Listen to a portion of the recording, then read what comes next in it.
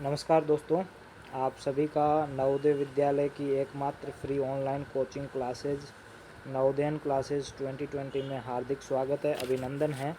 दोस्तों, जैसा कि आप सभी को पता है, अभी हमारी जो प्रैक्टिस टेस्ट सीरीज़ चल रही है, जिसके अंतर्गत अपन हर दिन आपको एक प्रैक्टिस टेस्ट सॉल्व करते हैं, ठीक है। तो उसी के अंतर्गत आज का जो प्रैक्टिस टेस्ट है वो होने वाला है। तो प्लीज़ क्लास पूरा देखना, बहुत कुछ समझ में आने वाला है, क्योंकि यहाँ पर आप देखोगे ना तो आपको पेपर कैसे करना है ये आपको समझ में आ जाएगा, ठीक है। बाकी पूरा वीडियो पूरी क्लास ज़रूर देखें, और अगर कोई चैनल पर नया है तो चैनल को सब्सक्राइब कर दे। हर दिन शाम को 6 बजे आपकी ये प्रैक्टिस टेस्ट सॉल्विंग क्लास होती है। अब इसमें दो चीज़ें ध्यान रखना, इसमें मानसिक योग्यता मेंटल एबिलिटी और मैथ्स, यानी कि गणित तो हिंदी और इंग्लिश मीडियम दोनों के लिए सेम रहने वाली है। और यहाँ पर जो मैं मॉडल पेपर में आपका प्रैक्टिस टेस्ट करवा रहा हूँ, इसमें मैं हिंदी भाषा का यूज करूँगा। लेकिन अगर आप में से कोई इंग्लिश मीडियम के बच्चे हैं तो वहाँ पर 5 से 6 बजे हमारे इसी चैनल पर सर क्लास लेते हैं, हरीश सर, तो वो इंग्लिश की क्लास लेते हैं, तो आप वहाँ से इंग्लिश अपनी क्लियर कर सकते हैं, ठीक है।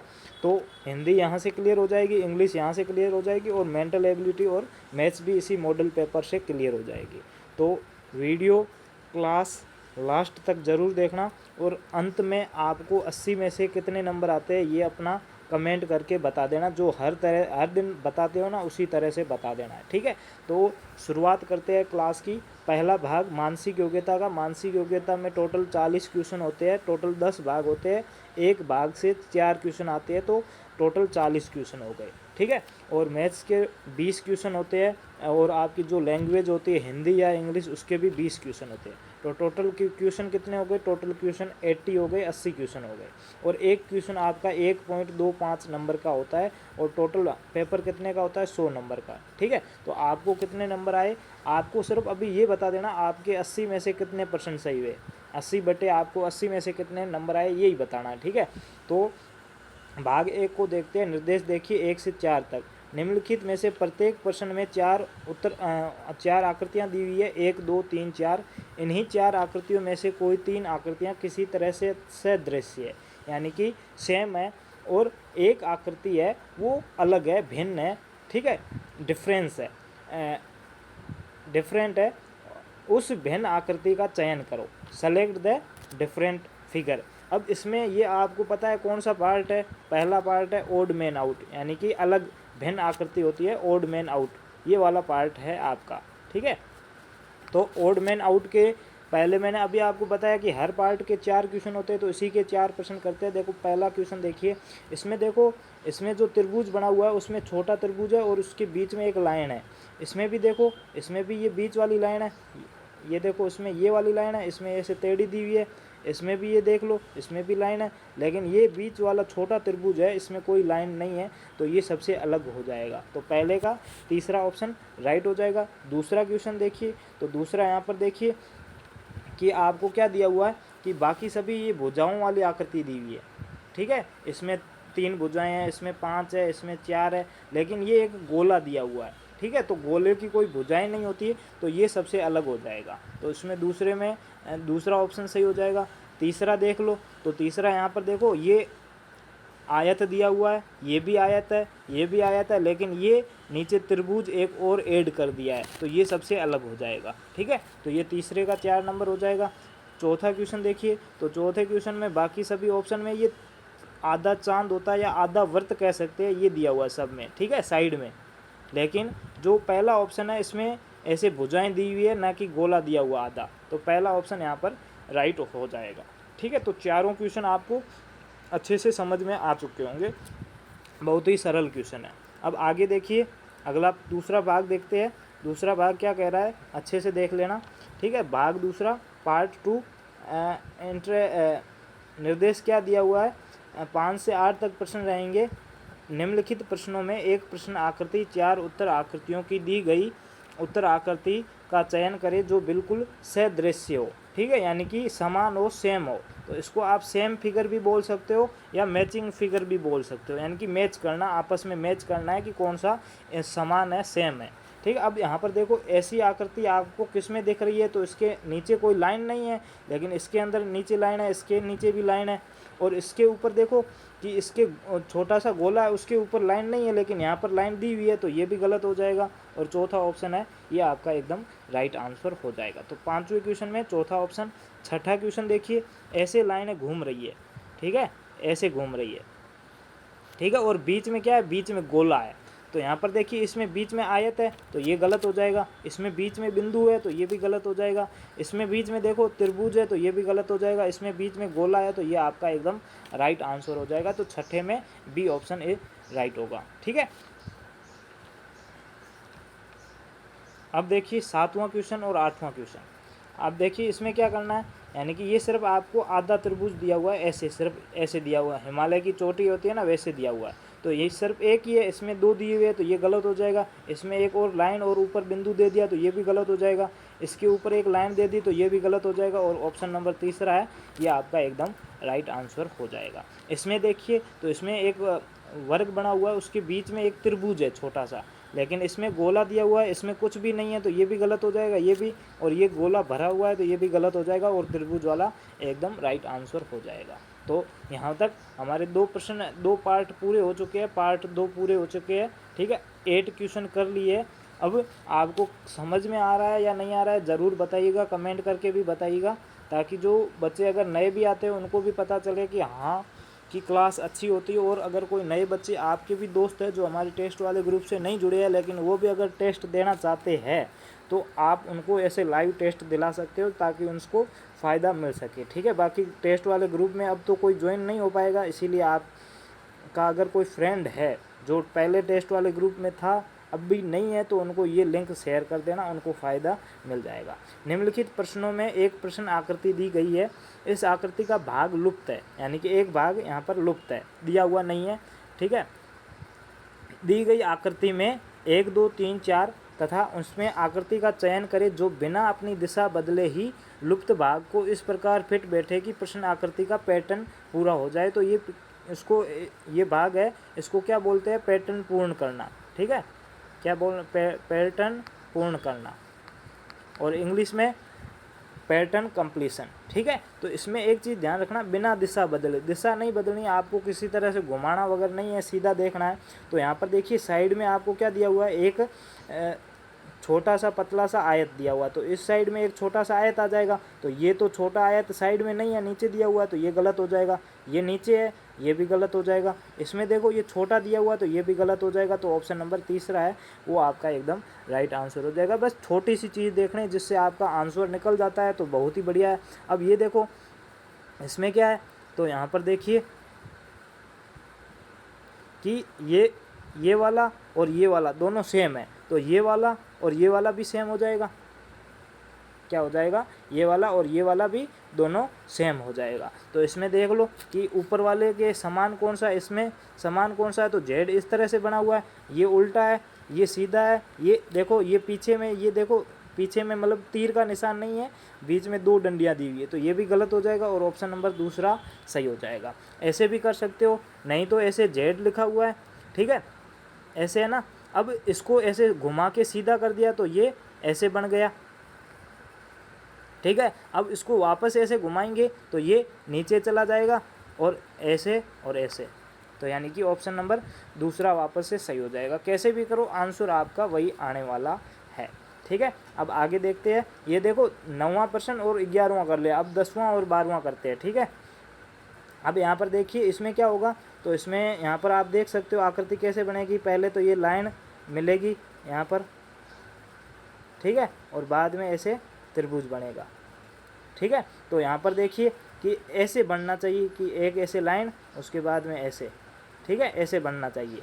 लेकिन यहाँ पर देखिए ये तो ऐसे बना हुआ है, ठीक है, ये गलत हो जाएगा। ये ऊपर दिया हुआ ये भी गलत हो जाएगा। इसमें ये साइड में भी दिया हुआ और बीच में एक लाइन भी है, तो ये भी गलत हो जाएगा। तो ऑप्शन नंबर 4 पहला है वो आपका एकदम राइट आंसर हो जाएगा, ठीक है। अब इसमें देखिए, तो इसमें देखो पहले एक छोटा सा, पहले इस वर्ग को पूरा करेंगे तो छोटा सा ऐसे लाइन आएगा, उसके बाद में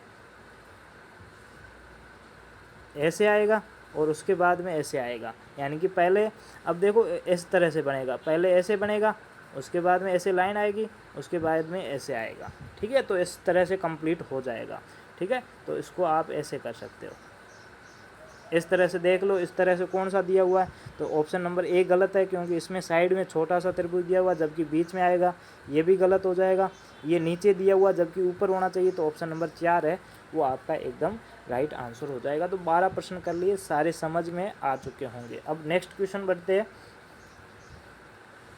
हाँ ठीक है, आपको एक चीज़ ध्यान रखनी है कि हर शाम 6 बजे ये क्लास होती है, तो 6 बजे ठीक 6 बजे अपने आप से चैनल को सब्सक्राइब करके रखोगे तो पास में नोटिफिकेशन आ जाएगा, 6 बजते ही आप ज्वाइन हो जाना। ठीक है, तो उसमें आपको तो किसी भी प्रकार की दिक्कत नहीं होगी। अभी सिर्फ और सिर्फ आपके ऐसे मान के चलो 22-23 दिन बचे हैं, तो आप आराम से जल्दी जितना भी हो सके कर लेना। ठीक है, अब यहाँ पर देखिए इसमें कैसे करेंगे, तो प्रश्न नंबर 13। अब इसको कैसे करेंगे, तो यहाँ पर देखिए कुछ भी नहीं करना है, सबके ऊपर प्लस में दिया हुआ है, यानी कि पहले तो ऊपर प्लस में आना चाहिए, तो आंसर इसमें भी प्लस में दिया हुआ है। ठीक है, अब इसमें क्या किया है, इसमें कुछ भी नहीं किया कि पहले ये आकृति थी। ठीक है, इसके बाद में इस लाइन में इसने ऐसे बढ़ा दिया, अगली आकृति में क्या किया, इस यहाँ पर भी बढ़ा दिया बीच वाले में। ठीक है, यहाँ पर भी बना दिया। अब अगली आकृति बनानी है तो वो क्या करेगा, जैसे यहाँ पर बना दिया, यहाँ पर भी बना दिया, अब यहाँ पर भी ऐसे बनाएगा। तो इस ऐसी आकृति कहाँ पे दिख रही है, यानी कि साइड वाले तीनों में बन जाए। तो यहाँ पर देखो इसमें ये तीनों दिए हुए सही बात है, लेकिन यहाँ पर एक ये दोनों एक्स्ट्रा दिए हुए, तो ये गलत हो जाएगा। यानी कि इधर इस साइड की तीनों लाइनें खाली होनी चाहिए, इसमें भी तीनें भरी हुई है, तो ये भी खाली गलत हो जाएगा। अब ये तीनों खाली है और ये तीनों भरी हुई है, यानी कि ये सही हो सकता है, और ये इस साइड की भरी हुई है, मतलब तिरछी साइड में दी हुई है, तो ये गलत हो जाएगी। तो तीसरा ऑप्शन एकदम राइट हो जाएगा। कैसे दिया हुआ देखो, सबसे पहले ऐसे लाइन है। ठीक है, उसने सबसे पहले दूसरे चित्र में क्या किया, नीचे वाली लाइन को ऐसे उल्टा किया। ठीक है, अब अगली आकृति में क्या किया, इसको भी कर दिया। ठीक है, पहले इसको किया, उसके बाद में इसको किया। अब अगली आकृति में क्या करेगा, इसको भी करेगा। तो यहाँ पर ये तीनों है, ये सीधी लाइनें होनी चाहिए, और तीनों सीधी लाइनें सिर्फ ऑप्शन नंबर 3 में है, तो 3 ऑप्शन एकदम सही हो जाएगा, 3 नंबर। अब 13 नंबर देख लिया, अब 15 नंबर देख लेते, उसके बाद 14 और 16 देख लेंगे। इसमें देखो एक लाइन है, इसमें यहाँ पर कितनी लाइनें, 2 दे दी, अब 3 हो गई, अब कितनी हो जाएगी, 4 लाइनें हो गई। तो इसमें 2 है तो ये गलत हो जाएगा, इसमें भी 2 है तो गलत हो जाएगा, इसमें 3 लाइनें है तो गलत हो जाएगा, ये 4 लाइनें हैं तो ये एकदम राइट आंसर हो जाएगा, 15 में 1 नंबर ऑप्शन। ठीक है, आगे देखिए 14 और 16 को। अब यहाँ पर देखो पहले तो इस तरह से दिया हुआ है, अब इसने क्या किया, जस्ट इसको उल्टा कर दिया यहाँ पर, और इसको एक लाइन एक एक्स्ट्रा और जोड़ दी यहाँ पर। अब क्या दिया, यहाँ पर कर दिया तो ऐसा बन गया। अब इस पूरे को वापस से उल्टा कर दिया यहाँ पर देखो, और इसमें एक एक्स्ट्रा लाइन जोड़ दी। अब क्या करेगा, वापस से उल्टा करेगा। ठीक है, तो पहले तो इस पूरे को उल्टा करेगा। तो यहाँ पर देखो उल्टा कैसे हो सकता है, तो यहाँ पर एक ऐसे 0, ऐसे पूरा बता देता हूँ, ऐसे 0, फिर नीचे फिर इस तरह से उल्टा हो जाएगा, इस तरह से उल्टा हो गया। अब ऊपर एक और लाइन जोड़ देगा, पहले नीचे जोड़ी थी अब ऊपर जोड़ देगा, तो यहाँ पर इस तरह से बन जाएगा। ठीक है, तो इस तरह से कौन सी आकृति दी हुई है, तो यहाँ पर देखो पहले तो गोला नीचे में किस में दिया हुआ है, तो ये ऊपर दिया हुआ है, ये भी ऊपर दिया है, तो ये दोनों गलत हो जाएंगे। ये उल्टा गोला दिया हुआ है, जबकि गोला तो इस साइड ही रह रहा है, न कि इस साइड जा रहा है। तो ऑप्शन नंबर डी है, उसी में सिर्फ गोला एक साइड दिया हुआ है, तो ऑप्शन नंबर डी है वो आपका एकदम राइट आंसर हो जाएगा। अब यहाँ पर देखिए ये आकृति है, इसको सिर्फ थोड़ा सा 45 डिग्री घुमाया है, तो यहाँ पर ऐसे आ गया। ठीक है, वापस से 45 डिग्री घुमाया तो ऐसे आ जाएगा। अब वापस से 45 डिग्री घुमाएंगे तो ऐसे चला जाएगा। ठीक, अब ऐसे देख लो, ऐसे लाइन किस में है, तो ये सीधी है, ये गलत हो जाएगी, ये भी गलत हो जाएगी, ये भी गलत हो जाएगी, तो ऑप्शन नंबर बी है वो आपका एकदम राइट आंसर हो जाएगा। ठीक है, जितने ऑप्शन कट करोगे वही आपको फ़ायदा होगा। अब आप ऐसे नहीं कह सकते कि परीक्षा में सर ये ऑप्शन सारे गलत है, आपको जो सबसे ज़्यादा सही लग रहा है ना वही आपको आंसर करके आना, छोड़ के कुछ भी नहीं आना है। आपके 80 प्रश्न होंगे, 80 के 80 आपको सारे के सारे क्वेश्चन करके आने हैं, कोई नेगेटिव मार्किंग नहीं है। अगर कोई नहीं भी आता है तो भी करके आ जाना, बाद में अगर वो सही हो जाता है तो आपका 1 नंबर बढ़ जाएगा। ठीक है, तो छोड़ना कुछ भी है। OMR शीट में देखो गोले इस तरह से होते हैं, ठीक है। अब काफ़ी बच्चे तो इस तरह से ऐसे ऐसे भर देते हैं, तो ये भी तरीका गलत है। अब यहाँ पर देखो, जैसे कि 1 2 3 और 4 इस तरह से गोले हैं। अब बच्चे किस तरह से भरते हैं वो भी बता देता हूँ, ठीक है। कई कई का तो मैंने देखा ऐसे भर रही है, ठीक है, उनका कोई गोले का मतलब ही नहीं है, ठीक है। और कई तो क्या करते हैं कि पहले मतलब इतना थोड़ा सा भर दिया, यहाँ बाद में सोच रहे यार ए नहीं होगा सी होगा, तो वो इसको कट कर रहे हैं और इसको भर रहे हैं। तो इसको भरने से कोई मतलब नहीं है, ये आपका जो कट होगा ना ये बाद में गलत क्वेश्चन माना जाएगा, क्योंकि ये कंप्यूटर चेकिंग होता है, कोई आदमी चेक नहीं करता। वो तो मान लेगा कि हाँ इसने कट करके ये कर दिया है तो ये सही हो सकता है, लेकिन कंप्यूटर चेक होता है, तो आप कट करोगे ना तो कोई भी फ़र्क नहीं पड़ने वाला है। इसीलिए कुछ भी कट वगैरह नहीं करना है। एक बार जो गलती से भी भर दिया है ना तो वो गलती मान लेना और उसको काटना वगैरह कुछ भी नहीं है। जो भर दिया है ना वो बस वही रखना, ठीक है। काफ़ी बच्चे तो क्या करते हैं कि यहाँ पर ऐसे ऐसे सिर्फ इतना कर देते हैं, लेकिन आपको अगर सही में गोला भरना है ना तो सही में ऐसे भरना है, यानी कि पूरा दिखना चाहिए और बाहर भी कुछ नहीं जाना चाहिए, ठीक है।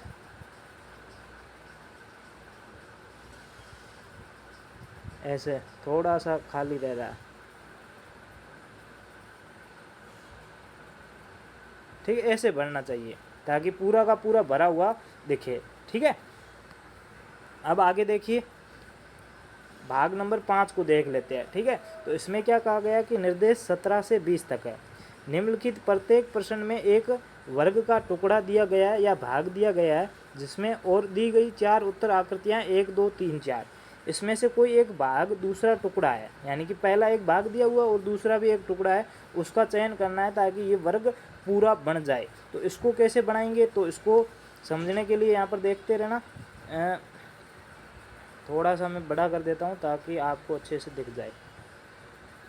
अब इसको देखिएगा, ठीक है। इसको भरना है तो सबसे पहले तो ये मान के चलो कि इसको ये लाइन है ना इसको वर्ग पूरा बनाना है, ठीक है। अब ये वर्ग बन गया। अब यहाँ पर देखो जो बीच वाली लाइन है जिससे ये कट रहा है उसके ऊपर लाइन बना दो, तो यहाँ पर ऐसे लाइन बना दो, ठीक है, ऐसे लाइन बना दो, ठीक है। यानी कि लाइन कैसे बन रही है,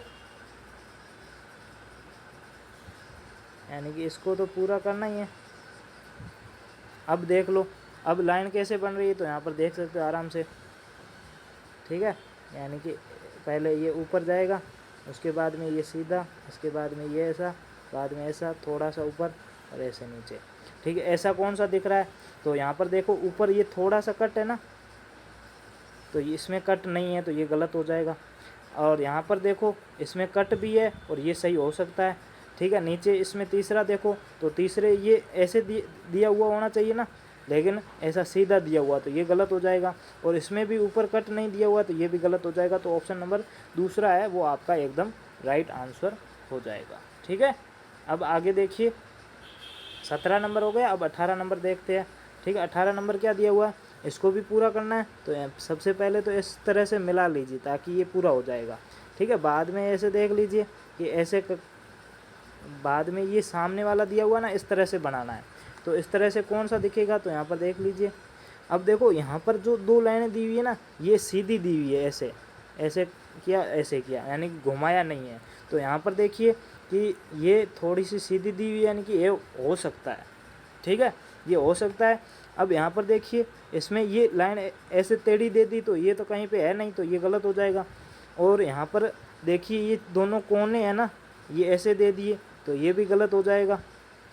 इसमें देखो इसमें क्या गलत है, तो इसमें देखो यहाँ पर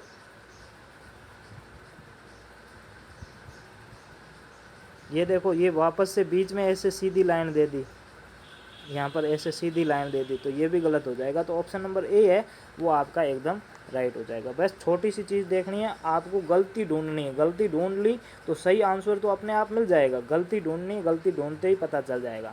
अब यहाँ पर ऊपर देखिए तो ऊपर आपको सबसे पहले तो क्या करना है, इसको मिलाना है, ठीक है। मिलाते ही आप देखो ऐसे मिलाते ही ऐसे आ जाएगा, ठीक है। तो यहाँ पर ऐसे देख लो ऐसे आकृति कौन सी बन रही है, तो ये गलत हो जाएगा।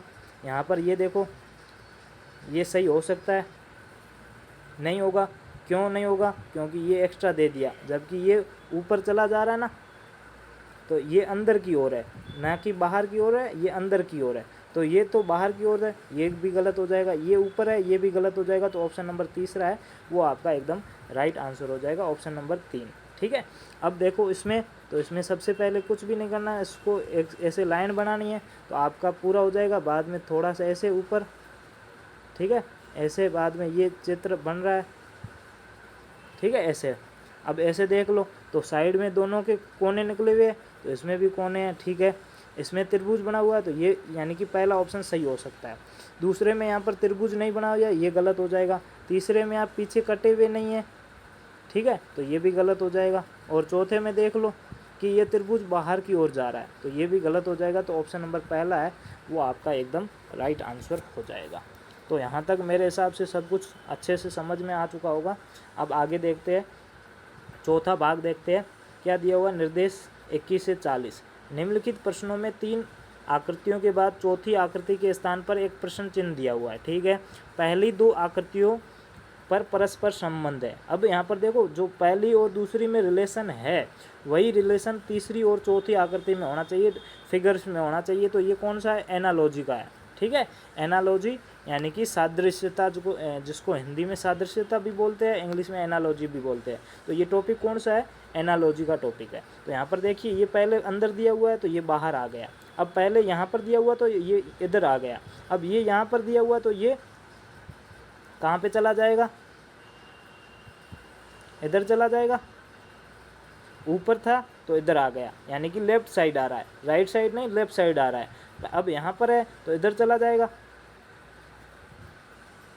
ठीक है, घूम रहा है, ऐसे मान लो घूम रहा है। पहले यहाँ पे था, अब यहाँ पर आ गया। अब उसके बाद में यहाँ पर है तो यहाँ पर चला जाएगा, ठीक है। तो यहाँ पर देखो, पहले तो एक आयत ले लो, उसके बाद में इस तरह आ जाएगा।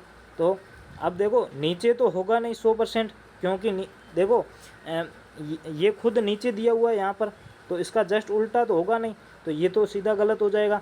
ये साइड वाला सही हो सकता है, तो यानी कि ये सही हो सकता है। इसमें देखो मुड़ा हुआ है, यानी ये भी गलत हो जाएगा। और ऊपर भी नहीं होगा तो ये भी गलत हो जाएगा। तो ऑप्शन नंबर बी है वो आपका सही हो जाएगा। अगर आप थोड़े से कन्फ्यूज भी हो कि सर यहाँ पर होगा या फिर यहाँ पर होगा, ठीक है, तो भी अगर आप ऑप्शन में देखोगे तो इस साइड में कोई भी ऑप्शन दिया हुआ भी नहीं है, तो ज़्यादा कंफ्यूज होने की ज़रूरत नहीं है। ऑप्शन नंबर बी है वो आपका एकदम राइट आंसर हो जाएगा। इसमें देखिए, पहला ये दिया हुआ है 21 नंबर, और उसके बाद में 23 नंबर, 22 और 24 नीचे कर लेंगे। बाद में उसको ऐसे घुमा दिया है, ऐसे घुमा दिया है। घुमाएंगे तो इस तरह से सीधा बन जाएगा। वैसे वैसे ये गोला है, इसको ऐसे घुमाएंगे तो ये त्रिभुज ऐसे टेढ़े बन जाएंगे और इस तरह से बन जाएंगे, ठीक है। तो इसमें देख लो त्रिभुज इस तरह से किस में है, तो ये ऑप्शन ए में तो इधर साइड दी हुई, लेकिन पीछे वाली साइड होनी चाहिए, तो ये गलत हो जाएगा। इसमें भी सेम यही है, इस साइड दिए हुए तो ये भी गलत हो जाएगा।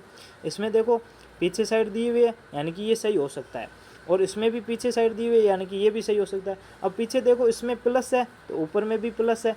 यहाँ पर गोले है तो गोले तो नहीं होगा, क्योंकि यहाँ पर गोले थे तो यहाँ पर भी गोले आए। अब यहाँ पर प्लस है तो यहाँ पर भी प्लस आएगा। तो 3 नंबर ऑप्शन है वो आपका एकदम राइट आंसर हो जाएगा। अब आगे देखिए 22 नंबर और 24 नंबर, ठीक है, अच्छे से देखना। अब देखो इसमें क्या किया है, एक गोला है नीचे भरा हुआ है। अब इसको क्या किया, जस्ट गोले को उल्टा किया, ऊपर वाला जो खाली है ना इसको निकाल कर काट के ऊपर उल्टा रख दिया, तो इस तरह से दिखने लगा। अब ये आकृति है तो यहाँ पर देख लीजिए ऐसे है, ये अंदर पूरी भरी हुई है। तो अब इस आकृति में क्या करना है, ऐसे देखो, ये ऊपर वाली खाली है ना, इसको उल्टा करना है। तो उल्टा करेंगे तो क्या आ जाएगा, इसको उल्टा करेंगे तो ऐसे आ जाएगा, ऐसे आ जाएगा, यानी कि नीचे वाली तो सेम यही रहेगी। क्या होगा, ये उल्टा करेंगे तो एक मिनट, ये उल्टा करेंगे तो ऐसे बन जाएगी, सॉरी, ठीक है। तो यहाँ पर ऐसे बन जाएगी, देखो ये ऐसे बन जाएगी ऊपर वाली, और नीचे वाली तो ऐसे है ही, तो नीचे वाली भरी हुई रहेगी और ऊपर वाली ऐसी हो जाएगी। तो ये ऑप्शन नंबर देख लो कौन सा है, तो ऑप्शन नंबर आपको दिख रहा है, ठीक है, कौन सा होगा, 4 नंबर दिख रहा है, ऐसे दिख रहा है, तो ये 4 नंबर ऑप्शन एकदम राइट हो जाएगा, ठीक है। बाकी सी होगा नहीं, ए होगा नहीं क्योंकि सीधा है, और ए की दिशाएं जो अभी मुड़ी हुई है ना ऐसे ही मुड़ी हुई है, ठीक है। तो ये भी गलत हो जाएगा, तो उल्टा करेंगे तो इस तरह से दिखेगा 4 नंबर। अब आगे देखिए, इसमें एक त्रिभुज है, त्रिभुज में तीनों कोनों में एक एक बिंदु है, तो यहाँ पर 3 बिंदु आ गए। अब आयत है, आयत के भी चारों कोनों में बिंदु होने चाहिए, तो यहाँ पर एक यहाँ पर होगा, एक यहाँ पर होगा, एक यहाँ पर होगा, एक यहाँ पर होगा, तो तीनों क्रॉस में भी होंगे, तो प्लस वाला तो होगा नहीं, तो ये भी गलत हो जाएगा, ये भी गलत हो जाएगा। ये बाहर की ओर बिंदु है तो ये भी गलत हो जाएगा, तो ऑप्शन नंबर 4 है वो आपका एकदम राइट आंसर हो जाएगा, ठीक है। यहाँ तक 6 टाइप हो चुके हैं, समझ में आपको आराम से आ चुका होगा। अब 7वां पार्ट देखिए, यहाँ पर देखिए 7वां भाग है, क्या दिया हुआ है, इंस्ट्रक्शन क्या दिया हुआ है, यानी कि प्रश्न है, क्वेश्चन है वो 25 से 28 तक के है, 25 से 28 तक। निम्नलिखित प्रत्येक प्रश्न में एक प्रश्न आकृति और 4 उत्तर आकृतियाँ हैं, 1 2 3 4। उत्तर आकृतियों में से एक ऐसी आकृति का चयन करें जिसमें प्रश्न आकृति का दर्पण प्रतिबिंब बने, यानी कि मिरर वाला पूछा है, ठीक है।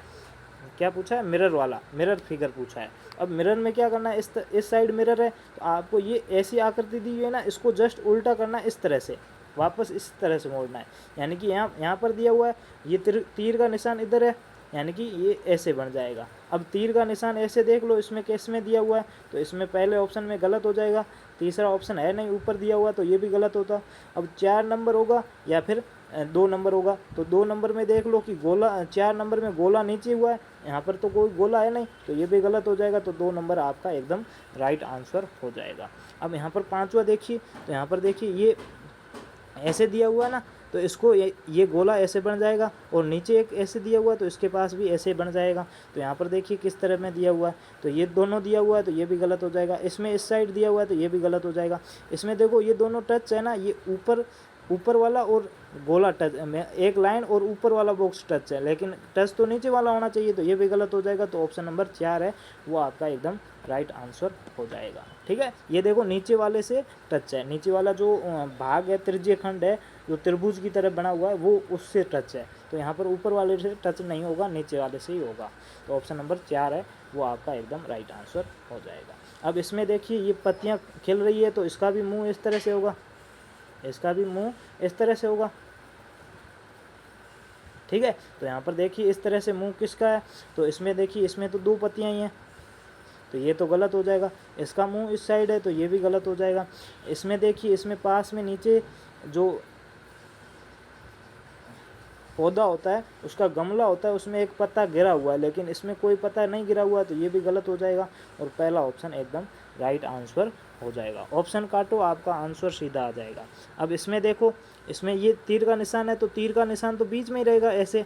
अब काफ़ी बच्चे सोचेंगे कि तीर उल्टी हो जाएगी, टेढ़ी हो जाएगी, कुछ भी नहीं होगा, तीर का तो वही का वही रहेगा, क्योंकि दर्पण इस तरह से दिया हुआ ना, हमको इस तरह से चेंज करना है, यानी कि ये लाइन है ना, ये पीछे आ जाएगी इस तरह से, और ये ऐसे आ जाएगी, ठीक है। इसमें कैसे तीर ऊपर दी हुई है, तो यहाँ पर देखो ये तिरछी है तो ये गलत हो जाएगा, गोला है तो ये गलत हो जाएगा, ये तीर ऊपर है यानी कि ये सही होगा, और इसमें तीर टेढ़ी है तो ये गलत हो जाएगा। तो ऑप्शन नंबर 3 है वो आपका एकदम राइट आंसर हो जाएगा। अब इसमें देखिए 29 नंबर क्वेश्चन, ऐसी आकृति किस में दी हुई है, तो आप आराम से देख सकते हो ऐसी आकृति किस में दी हुई है। ऑप्शन ए में कहीं नहीं बन रही है, ऑप्शन 1 में देखिए ये ऐसे बन रहा है, एक आकृति ऐसे आकृति बन रही है, लेकिन ये तो उल्टी हो गई ना, सीधी तो नहीं बन रही है, तो ये गलत हो जाएगा। तो तीसरा और चौथा तो मैं चौथे ऑप्शन में तो कहीं पर भी नहीं बन रही। अब दूसरे ऑप्शन में बन रही है, कहाँ पर बन रही है, तो यहाँ पर देख लीजिए, ये पहली लाइन है ना, ये यहाँ से लेकर आप यहाँ तक बना सकते हो ऐसे, ठीक है। तो ये दूसरा ऑप्शन एकदम राइट हो जाएगा। अब इसमें देख लो, इसमें क्या होगा कि इसमें एक त्रिभुज होना चाहिए बीच में, और उसके बाद में ऐसे मान लो ये आदमी है और उसके 2 उधर हाथ है, 2 उधर हाथ है, तो यहाँ पर देखिए बीच में त्रिभुज बनना चाहिए, तो इसमें तो त्रिभुज बन नहीं रहा है, और इसमें भी नहीं बन रहा है, क्योंकि उसके नीचे मतलब एक ही तरह बन रहा है, तो यहाँ पर भी नहीं होगा, ये भी नहीं होगा। तो ये देख लीजिए, ये ऑप्शन नंबर ए होगा वो सही होगा। अब कैसे होगा वो देख लीजिए, तो यहाँ पर एक बार समझा देता हूँ। अब देखिए यहाँ पर ए बन रहा है ना इस तरह से, और इसके बाद में हाथ ऐसे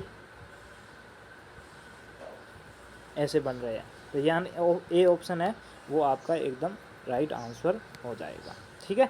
अब यहाँ पर अगला देखिए, 30 क्वेश्चन हो गए। अब 31 नंबर देख लेते हैं और 32 नंबर देख लेते हैं। ठीक है, तो इसमें देखिए ऊपर एक त्रिभुज दिया हुआ है, त्रिभुज भी बीच में दिया हुआ है।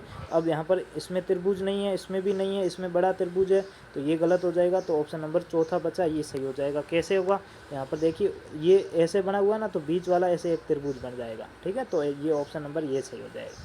इसमें एक त्रिज्यीय खंड दिया हुआ है, यानी कि ऐसे करके ऐसे आइसक्रीम की तरह होता है, और इसमें ऐसे लाइन दी हुई है। तो यहाँ पर देखिए ये तो ऑप्शन कहीं इस तरह से दिख नहीं रहा है, इसमें भी नहीं दिख रहा है, इसमें कोई त्रिज्यीय खंड नहीं बना है, तो ये भी गलत हो जाएगा। अब ये सही हो जाएगा, तो इसमें कैसे बनेगा, तो यहाँ पर आप देख सकते हो ऐसे।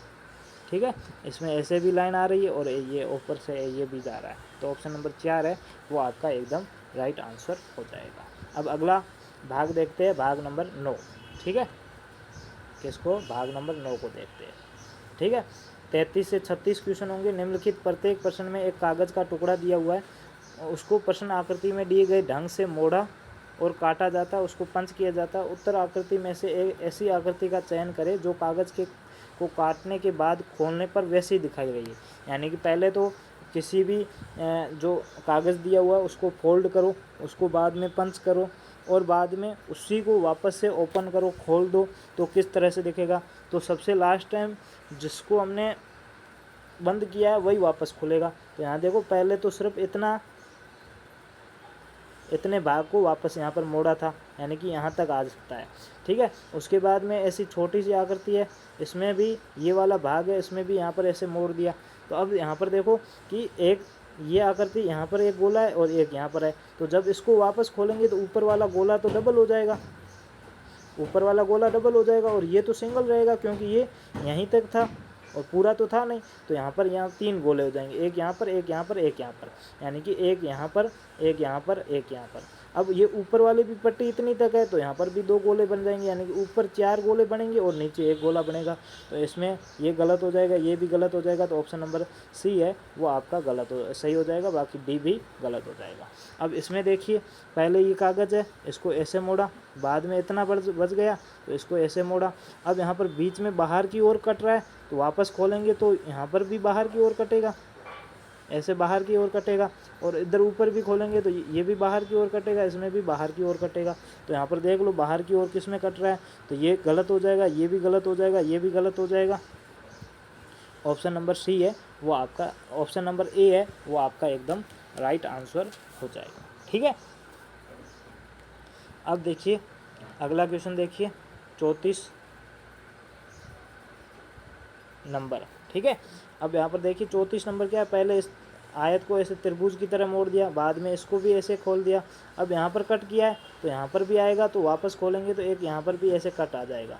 ठीक है, और वापस से इसको ऐसे खोलेंगे, ठीक है, इसको ऐसे वापस से खोलेंगे तो ये भी पूरा हो जाएगा इस तरह से, और ये भी ऐसे पूरा हो जाएगा। तो अंदर ये दोनों आ जाएंगे, तो ये ऐसे साइड में तो नहीं होंगे, मतलब इसी साइड में होंगे, तो ये ऑप्शन सही हो जाएगा। ठीक है, इस साइड में नहीं होंगे, ये गलत हो जाएगा, ये सीधे भी नहीं होंगे, ये भी गलत हो जाएगा, टेढ़े भी नहीं है तो ये भी गलत हो जाएगा। तो ऑप्शन नंबर डी है वो आपका एकदम राइट आंसर हो जाएगा। अब इसमें देखिए, ठीक है, तो पहले ये वर्ग है, इसको ऐसे मोड़ा त्रिभुज की तरह, बाद में इसको यहाँ पर मोड़ा। अब यहाँ पर क्या किया कि इसको तो ऐसे काटा है और यहाँ पर एक त्रिभुज बनाया। अब वापस से इसको खोलेंगे तो ये एक वापस से ऐसे कट जाएगा और यहाँ पर त्रिभुज आ जाएगा।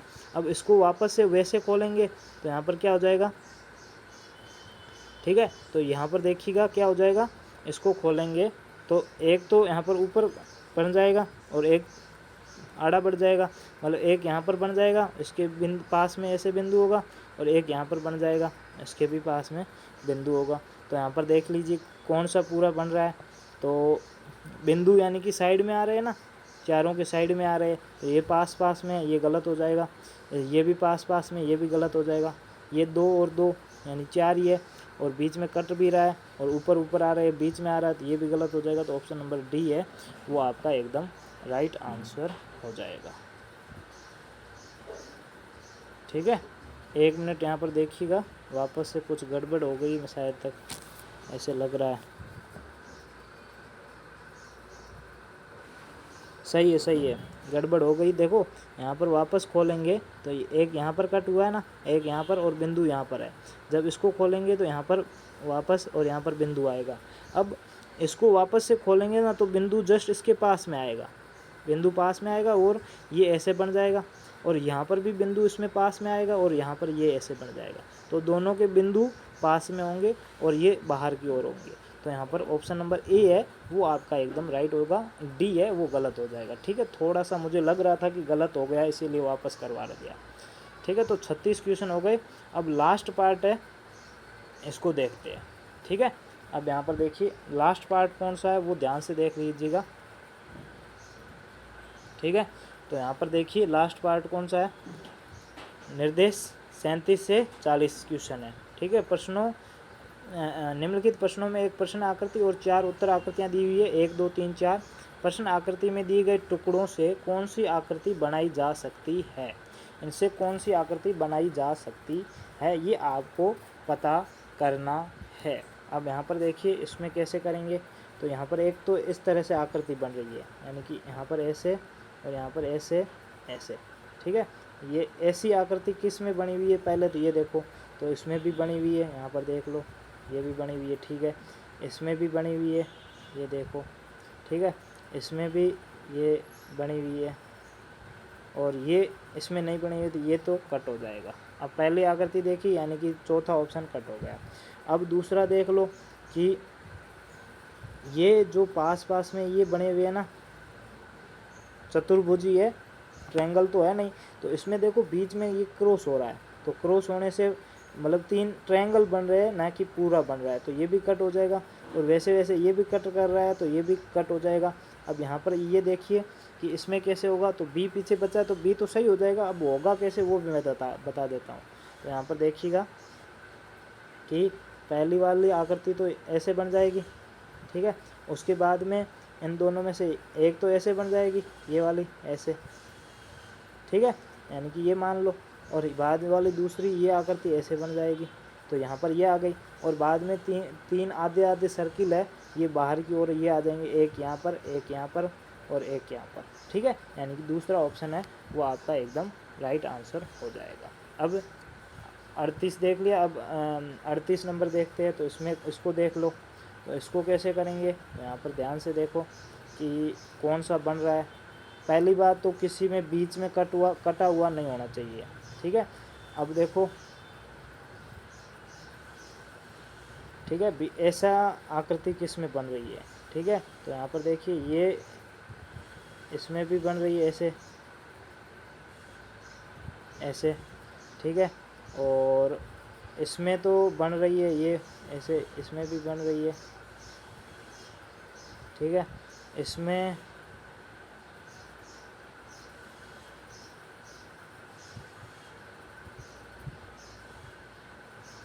रुको रुको रुको रुको देखो, 1 मिनट रुको। यहाँ पर देखो ये त्रिभुज है, तो ये देखो ये पास में जाएगा तो ये तो त्रिभुज बन जाएगा, सही है। लेकिन यहाँ पर बीच में गैप दिया हुआ तो ये तो गलत हो जाएगा। ठीक है, इसमें देखो यहाँ पर भी कहीं पर ये आकृति नहीं बन रही तो ये भी गलत हो जाएगा। ठीक है, और इसमें भी ऐसी आकृति कहीं पे बन नहीं रही है तो ये भी गलत हो जाएगा। तो सिर्फ एक आकृति से पता चल गया कि ऑप्शन नंबर ए है उसमें एकदम सही हो जाएगा। अब यहाँ पर चेक भी कर लेते तो बाकी वाला तो एक यहाँ पर ऐसे आ जाएगा, यहाँ पर ऐसे। ठीक है, बाद में ये त्रिभुज बन रहा है तो यहाँ पर ऐसे पास पास में दो बन दिया और ऐसे। ठीक है, पहला भाग ये आ गया।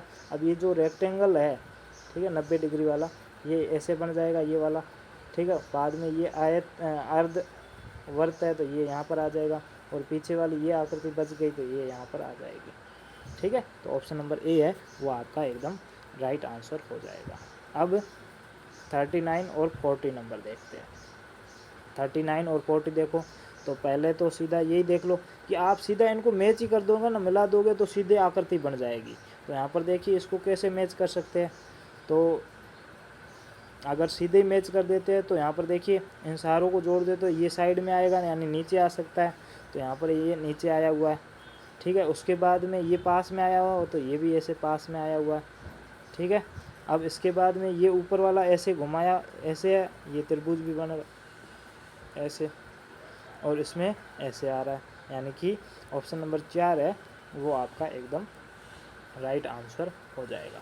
अब ये भी अंदर की ओर त्रिभुज दिए हुए हैं, इनको भी मिला लो। इनको भी मिला लो, तो मिलाएंगे तो अंदर तो एक ऐसे वर्ग की ओर बन जाएगा, तिरछा बनेगा, और बाहर की ओर ऐसे त्रिभुज बन जाएंगे, और बीच में देखो सारों की लाइन है तो ऐसे क्रॉस आ जाएगा। तो यानी कि ऑप्शन नंबर जो ए है वो आपका एकदम राइट आंसर हो जाएगा। ठीक है, ऑप्शन नंबर ए नहीं होगा, सी होगा। एक मिनट रुकिए।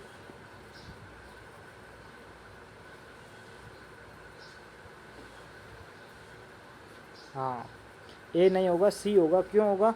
तो उसका भी यही रीज़न है कि ये बीच वाली लाइन है, ये यहाँ पर नहीं दी हुई है ऐसे। ठीक है, तो यहाँ इसके कारण ये गलत हो जाएगा, बाकी तीसरा ऑप्शन सही हो जाएगा। ठीक है, तो इसमें 40 नंबर में भी तीसरा ऑप्शन हो गया। तो यहीं पे हमारी जो मेंटल एबिलिटी है,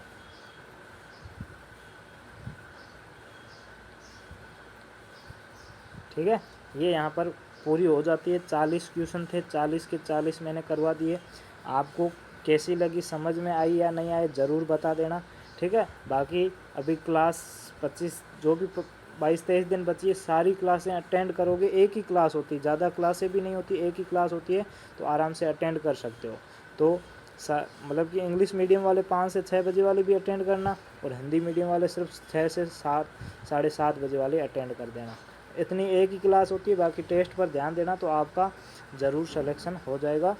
और मेहनत आपकी बाकी तो फुल की हुई है, तो कोई दिक्कत नहीं होगी। ठीक है, बाकी क्लास देखोगे तो और ज़्यादा डाउट क्लियर हो जाएंगे। ठीक है, किस तरह से करना ये आपको पता चल जाएगा। अब वह संख्या क्या है जिसकी दहाई का अंक 7 है, यानी कि आपको ऐसी संख्या देखनी है जिसमें इकाई का दहाई का अंक है वो 7 होना चाहिए। तो यहाँ पर जैसे 207 0। अब दहाई का अंक क्या मतलब? तो यहाँ पर 207 का मतलब यानी कि पीछे वाला अंक इकाई का अंक, दूसरा वाला अंक होगा वो दहाई का होगा। तो इसमें देखिए, इसमें तीसरा वाला 7 है, यानी कि ये ऑप्शन गलत हो जाएगा। इसमें पहला वाला यानी कि इकाई का अंक है, ये भी गलत हो जाएगा। इसमें चौथे नंबर पर है यानी कि 1000 वाला है, ये भी गलत हो जाएगा। तो तीसरा ऑप्शन है वो आपका एकदम राइट हो जाएगा। बाकी वाला पूरा क्वेश्चन पढ़ने की ज़रूरत भी नहीं है, अब पढ़ोगे तो भी कोई दिक्कत नहीं है। दहाई के स्थान पर 7 है, 7 है। सैकड़ा और इकाई यानी कि पीछे वाला और तीसरे नंबर वाला 0 होना चाहिए, तो ये भी 0 है। और हज़ारवें के स्थान पर 5 है, तो यहाँ पर 5 है, तो ये ऑप्शन सही हो जाएगा। अब दूसरा क्वेश्चन है क्या है? 649। ठीक है, यहाँ पर कुछ भी नहीं है, आपको 10th प्लेस दिया हुआ है। आपको बोला हुआ है कि अगर किसी नंबर में 10th प्लेस है वो आपका 7 है, तो वो संख्या कौन सी होगी? तो आप ऑप्शन चेक करोगे ना, वो नंबर कौन सा होगा। तो आप ऑप्शन चेक करते ही 10th प्लेस 7 किस में है, तो 10th प्लेस की जगह 7 किस ऑप्शन नंबर सी में दिया हुआ है, तो ऑप्शन नंबर सी है वो राइट हो जाएगा। ठीक है, 42 नंबर क्वेश्चन क्या है? 649 649 में 3 अंकों की सबसे छोटी संख्या यानी कि 3 डिजिट स्मॉलेस्ट नंबर। तो 3 डिजिट स्मॉलेस्ट नंबर कौन सी है? तो 1 और 00 यानी कि 100 है, तो इसमें 100 घटाएंगे तो 549। तो 549 ऑप्शन नंबर बी है वो आपका एकदम राइट आंसर हो जाएगा।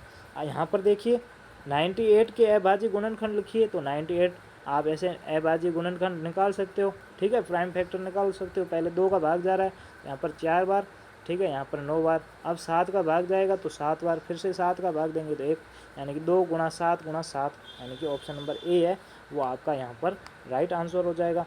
अगला देखिए,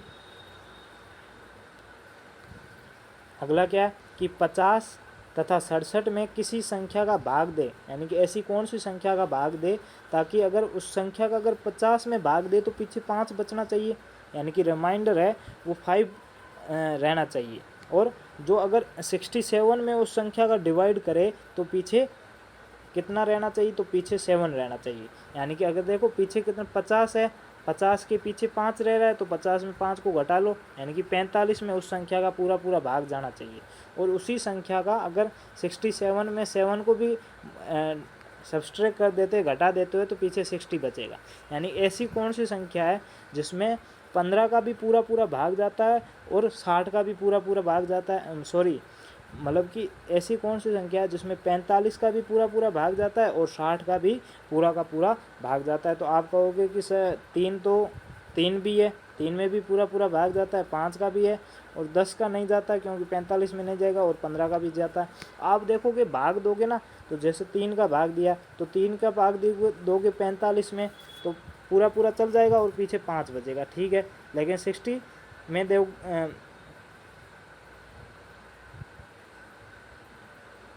45,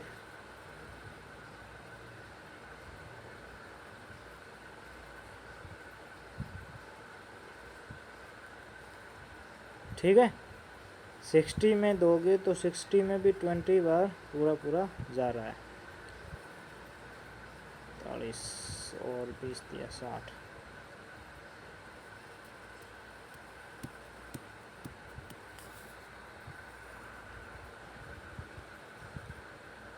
पचास तथा 67 में किसी संख्या का भाग देने पर क्रमशः 5 और 7 पीछे बचने चाहिए, ठीक है। तो अब देखो 3 का, देखो 50 में अगर 3 का भाग देंगे तो कितना आएगा, 48 में चला जाएगा शायद, ठीक है। पीछे कितना बचेगा, 2 बचेगा, वही अगर इसमें भाग दोगे तो 66 में चला जाएगा और पीछे 1 बचेगा, यानी कि 3 तो गलत हो जाएगा। 5 का भाग दोगे तो 5 का 50 में पूरा पूरा जा रहा है, पीछे 5 नहीं बच रहा है, तो ये भी ऑप्शन गलत हो रहा है। और 10 का तो भाग नहीं जा रहा है, अब पीछे क्या बचा, 15 बचा है। तो 15 में अगर देखो यहाँ पर 15 बचा है, 15 में देखो 50 में 15 का भाग देंगे तो 15 5 45 और पीछे 5 बच जाएंगे, ठीक है। 60 में 15 का भाग देंगे, सॉरी 67 में देंगे तो 15 चौके 60, ठीक है, पीछे 7 बच जाएगा, यानी कि इसका आंसर क्या होगा, 15 हो जाएगा। यानी कि 45 और 60 में पूरा पूरा 15 का भाग जा रहा है, और 15 का अगर भाग 50 में देते हैं तो पीछे 5 बच रहे हैं, और 67 में देते हैं तो पीछे 7 बच रहे हैं, ठीक है। बाकी 3 का भी जाएगा, लेकिन 3 का 48 में भी जा रहा है तो पीछे 2 बच रहा है ना कि 5, और 66 में भी जा रहा है तो पीछे 1 बच रहा है ना कि 7, ठीक है। तो यानी कि पूरा पूरा भाग जाना चाहिए, तो यानी उसमें ऑप्शन नंबर डी है वो आपका एकदम राइट आंसर हो जाएगा। अब यहाँ पर देखिए 30 36 यानी कि 30 60 36 एंड 90 का एलसीएम एंड एचसीएफ का अंतर होगा, डिफरेंस है, वो आपको ज्ञात करना है। तो पहले एलसीएम ले लेते हैं, ठीक है। यहाँ पर देखिए,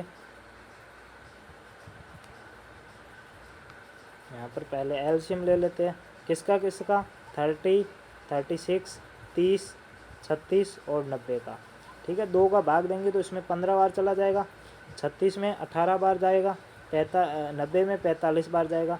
अब वापस से 2 का भाग देंगे तो इसमें 15 में नहीं जाएगा तो 15 का 15, 18 में 9 बार चला जाएगा, 45 में नहीं जाएगा तो 45 का 45।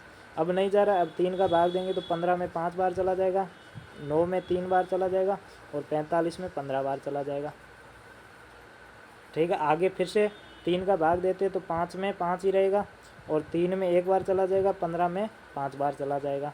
अब वापस से 5 का भाग देते हो 1 1 1, यानी कि क्या हो रहा है, 2 गुणा 2 गुणा 3 गुणा 3 गुणा 5, 5 दिया 15, 15 दूनी 30, 30 दूनी 60, 60 को 3 से गुणा करेंगे तो 180, यानी कि इसका एलसीएम कितना आ गया, 180 आ गया। अब इसका एचसीएफ लेते हैं, तो यहाँ पर देखिए 30 का ले लेते हैं पहले तो 2, यहाँ पर 15, फिर 3 का लेंगे, यहाँ पर 5, फिर 5 का, यहाँ पर 1, ठीक है। वैसे वैसे 36 का देखते हैं, तो यहाँ पर देखिए 2 का भाग देंगे तो 18, फिर से 2 का भाग देंगे तो 9, फिर से 3 का भाग देंगे तो 3, फिर 3 का भाग देंगे तो 1। वैसे वैसे अब 90 का देखते हैं, तो 90 में यहाँ देख लो 2 का भाग देंगे तो 45, फिर 3 का भाग देंगे तो 15, फिर से 3 का भाग देंगे तो 5, और 5 का भाग देंगे तो 1। अब यहाँ पर देखिए ध्यान से कि कॉमन कौन सा आ रहा है, तो कॉमन यहाँ पर देख लीजिए कि इसमें 2 है, इसमें भी 2 है, इसमें भी 2 है, यानी कि 1 तो 2 कॉमन है, इसमें 3 है, इसमें भी 3 है, और इसमें भी 3 है, यानी कि 1 3 आ रहा है। इसमें 5 है, इसमें 5 नहीं है, यानी कि 5 भी कॉमन नहीं होगा, तो सिर्फ 2 और 3 कॉमन होगा। तो 180 में 2 गुणा 3 यानी कि 6, 180 में 6 को घटाएंगे तो 174 आएगा, जो कि ऑप्शन नंबर डी है वो आपका एकदम राइट आंसर हो जाएगा। यानी कि 30 36 एंड 90 के एलसीएम और एचसीएफ में डिफरेंस कितना होगा, 174 होगा, दोनों का अंतर कितना होगा, 174 होगा, ठीक है। समझ में आ चुका होगा मेरे हिसाब से, कोई दिक्कत नहीं होगी। अब ये वाला देख लेते हैं, यदि 2 संख्याओं का गुणनफल 1080 है उनका लसाय इतना है तो उनका महसाय कितना होगा। तो मैंने आपको एलसीएम एचसीएफ में एक रिलेशन बताया था, क्या बताया था, यही बताया था, एलसीएम इनटू एचसीएफ बराबर first number into second number. अब देखो यहाँ पर एलसीएम दिया हुआ कितना 168 है, तो यहाँ पर 168, एचसीएफ हमें पूछा है तो यहाँ पर x बराबर इन दोनों संख्याओं का गुणनफल, यानी कि दोनों को पहले से गुणा करके दे दिया कितना 1008, तो यहाँ पर 1008। अब हमें इसका मान ज्ञात करना है, तो ये गुणा में इधर आते भाग में हो जाएगा, तो x बराबर 1008 बटे 168। ठीक है, अब दोनों ही किससे कट रहे हैं, तो दोनों यहाँ पर 9 से काट देते हैं। ठीक है, 9 से काटेंगे तो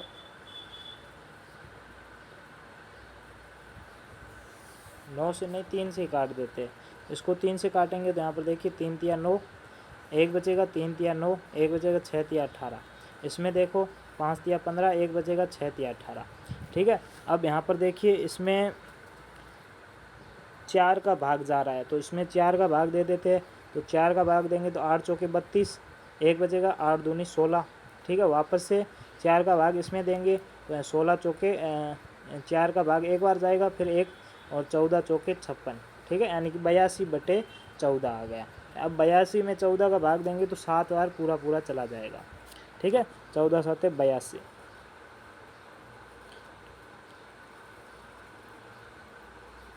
नहीं नहीं 7 बार नहीं जाएगा,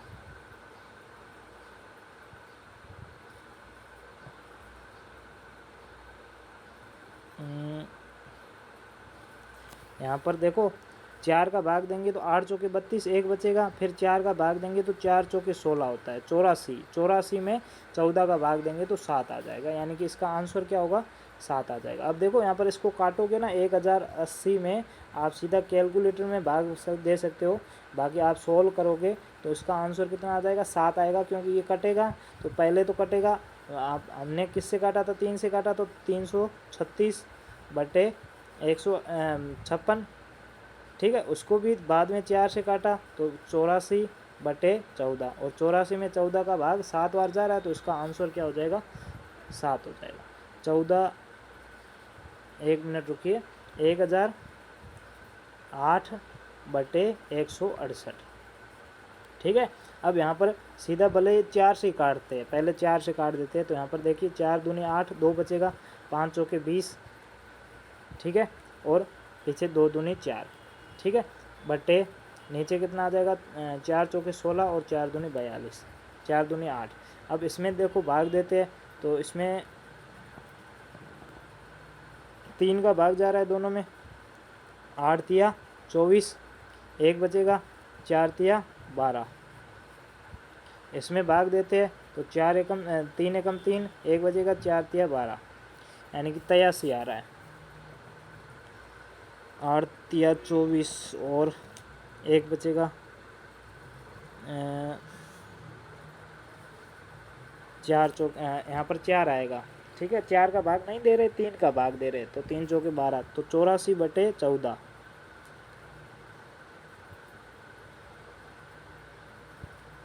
और यहाँ पर कितना आ जाएगा, अगर इसमें 3 का भाग देंगे तो 42, 14 14 3 आ रहा है।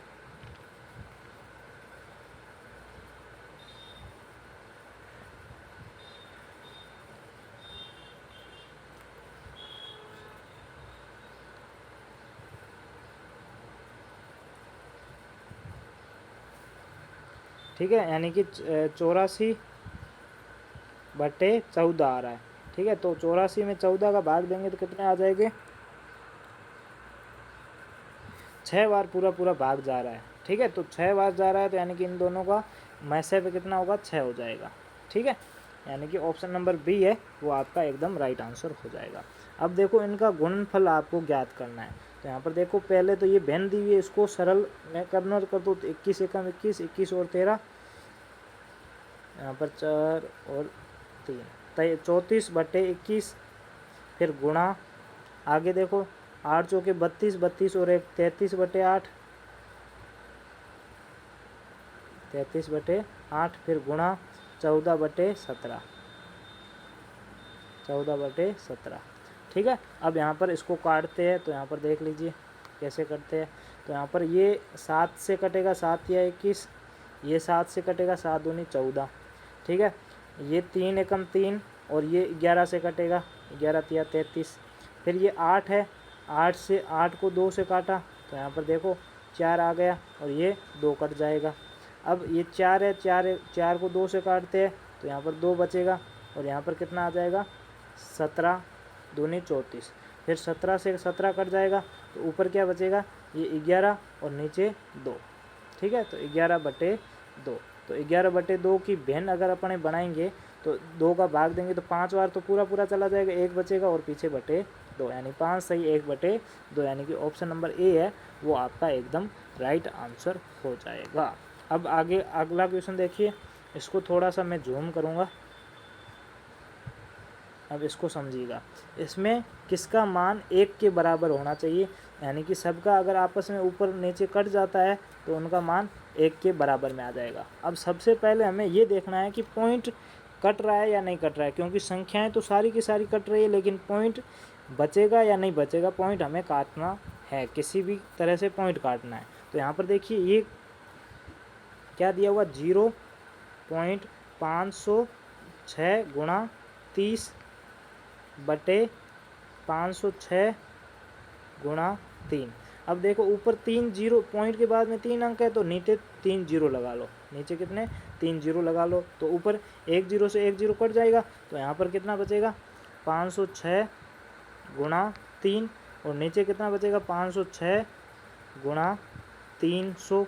तो ये तो गलत हो जाएगा 300, ऊपर नीचे दोनों 3 बचता तो कट जाता, अब 300 है तो ये तो गलत हो जाएगा, यानी पहला ऑप्शन कट हो जाएगा। अब दूसरा ऑप्शन चेक करो तो यहाँ पर दूसरा देखते हैं 0.506 गुणा 30/5.06 गुणा 3। अब इसको कैसे काटोगे तो यहाँ पर देखो इसमें काटने से कुछ भी ज़्यादा हार्ड नहीं है। नीचे देखो ऊपर पॉइंट के बाद में कितने अंक है तो पॉइंट के बाद में 3 अंक है तो 3 जीरो लगा लो, नीचे पॉइंट के बाद में कितने अंक है 2 अंक है तो यहाँ पर 2 जीरो लगा लो। अब यहाँ पर देखो 1 2 3 1 2 3, 3 जीरो से 3 जीरो कट जाएगा। अब ऊपर क्या बचेगा 506 गुणा 3 और नीचे भी क्या बचेगा 506 गुणा 3 और ये दोनों आपस में कट जाएगा तो 1 आ जाएगा, यानी आंसर तो हमारा आ चुका है, ये आ जाएगा, ठीक है। बाकी वाले भी आप चेक कर सकते हो, ऑप्शन आंसर कौन सा होगा ऑप्शन नंबर बी हो जाएगा, ठीक है। इसमें भी देख लो कि इसको सोल्व करना है तो सबसे पहले तो आपको पता है, सबसे पहले किसको सोल्व करते, छोटे वाले कोष्ठक को सोल्व करते, यानी कि यहाँ तक सोल्व करेंगे तो 26 में से 6 को घटाएंगे तो 20 बचेगा। अब मझले कोष्ठक को ज्ञात करेंगे तो यहाँ पर यहाँ से यहाँ तक तो 22 में से 20 को घटाएंगे तो 2 बचेगा, ठीक है। तो यहाँ पर 2 बच जाएगा, मझला कोष्ठक भी सोल्व हो जाएगा। अब मोजला कोष्ठक घटेगा तो पीछे 5 से 2 को 5 से गुणा करेंगे तो 10 आ जाएगा, तो यहाँ पर 10 आ गया 10। और बड़े कोष्ठक में क्या है +15, तो 10 में 15 को जोड़ेंगे तो 25 हो जाएगा, कितना हो जाएगा 25। और बाहर क्या है 25 भाग कोष्ठक में क्या है, कोष्ठक में भी 25 आया तो 25, तो 25 में 25 का भाग देंगे तो 1 आ जाएगा। तो इसका आंसर क्या हो जाएगा ऑप्शन नंबर 1 है वो आपका एकदम राइट आंसर हो जाएगा। बस पीछे से मतलब कोष्ठक को हल करते आना है, आपका आंसर आ जाएगा। इसमें देखिए कि कोई रेलगाड़ी है जो 6 घंटे 30 मिनट में यात्रा तय करती है, उसके बाद निर्धारित गंतव्य स्थान पर पहुंच जाती है, यानी कि जहां पर उसको पहुंचना है वहां पर वो पहुंच जाती है। कितने बजे 9 बजे पहुंच जाती है और उसमें यात्रा का समय कितना लगता है तो 9 बजे लगता है। तो 9 बजे का मतलब कि 8:60 उसमें लगते हैं। अब उसमें टोटल समय कितना लिया तो समय उसने लिया था 6 घंटे 30 मिनट का, तो इसमें 6 घंटे 30 मिनट घटा लोगे तो आपको पता चल जाएगा कि रेलगाड़ी ने चलना कब प्रारंभ किया। उसमें घटाओगे तो 30 मिनट और 2:30 पर उसने चलना प्रारंभ किया था। अब ये अपराह्न यानी कि दोपहर वाली, ठीक है, दोपहर के 2:30 बजे रवाना होगी तभी रात को पहुंचेगी, ठीक है, रात को 9 बजे पहुंच जाएगी। तो इसमें अपराह्न आएगा, प्रातः नहीं आएगा। प्रातः यानी कि रात की जो आधी रात को जो 3:30 बजे है ना, उसमें अगर उसमें रवाना होती तो 6 घंटे यानी कि सुबह 10 बजे तक पहुंच जाती। अब यहाँ पर आगे देखो 50 हो गया, 51 नंबर देखते हैं। ठीक है, 51 नंबर देखो कि 729 का वर्गमूल क्या होगा। तो वर्गमूल दो तरीके से, पहला तो मैंने आपको कहा है कि याद करके रखो, अगर याद नहीं है तो इसको ज्ञात कर लेते हैं। तो कितना कैसे ज्ञात करेंगे, तो 729, इसमें अभाज्य गुणनखंड आपको निकालने आते हैं, प्राइम फैक्टर। तो यहाँ पर देखिए इसको कैसे निकालेंगे, तो सबसे पहले 3 का भाग देंगे क्योंकि 2 का नहीं जाता है।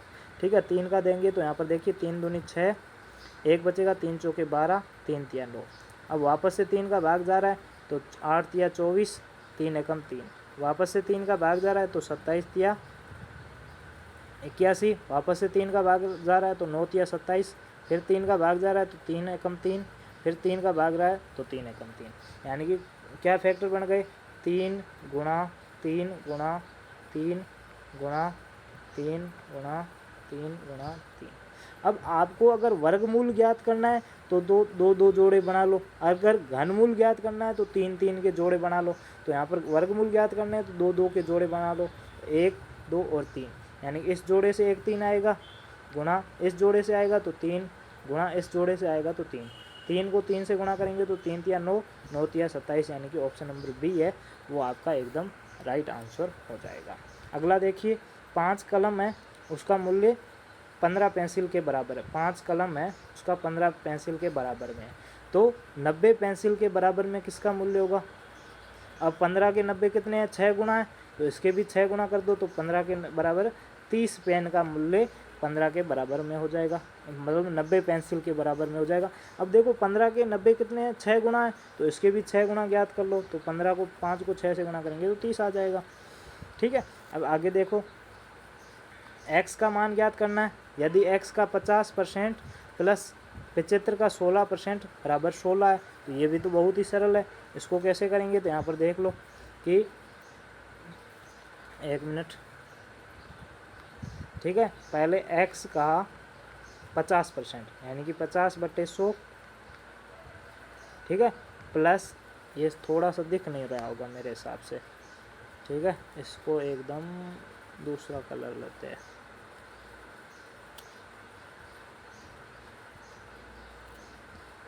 इसमें ट्राई करते हैं, ये भी नहीं दिख रहा है। यहाँ पर देख लेते हैं। ठीक है, अब देखो ये x का 15% यानी कि x का 50% है, यानी कि 50/100, इसमें प्लस 75 का 16% यानी कि 75 का 16%, ये 16%, 16/100 बराबर मान कितना है, मान 16 है तो 16। अब यहाँ पर ज्ञात कर लो। तो यहाँ पर देखो 16% ज्ञात करेंगे तो ये दोनों 25 से कट जाएंगे तो 3 बार, ये 4 बार, ये 4 से 16 कटेगा 4 बार, तो ये कितना आ जाएगा, 12 आ जाएगा। तो यहाँ पर 12 आ गया। ठीक है, यानी कि ये कटेगा, 0 से 0 कटेगा, तो x गुणा 5/10 प्लस 12 बराबर 16। अब ये प्लस में है, ये उधर जाएगा तो माइनस में हो जाएगा, तो 12 माइनस करेंगे तो पीछे 4 बचेगा। यानी कि x गुणा 5/10 बराबर 4। अब हमें x का मान ज्ञात करना, तो ये भाग में इधर आएगा तो गुणा में हो जाएगा, तो ये गुणा में आ गया। ठीक है, ये 10 गुणा में आएगा, और नीचे 5 है वो भाग में आ जाएगा। तो 5 से 10 कटने बार कटेगा, 2 बार कटेगा। अब 2 और 4 को 2 से गुणा करेंगे तो 8 आ जाएगा, यानी कि x का मान कितना है, 8 होगा। अब देखो 75 का 16% कितना आ रहा है, तो 75 का 16% आ रहा है 12। ठीक है, और 12 में क्या जोड़े, 12 में क्या जोड़े ताकि 16 आ जाए, तो आपको पता है 8 को जोड़ेंगे, अब सॉरी 4 को जोड़ेंगे। अब हमें तो पूछा है कि वो 4 है, ये उस संख्या का 50% है, यानी कि आधी संख्या है, तो पूरी संख्या क्या होगी, 8 होगी। आधी संख्या अगर 4 है तो पूरी संख्या क्या होगी, 8 होगी। तो यहाँ पर 8 है वो आपका आंसर हो जाएगा।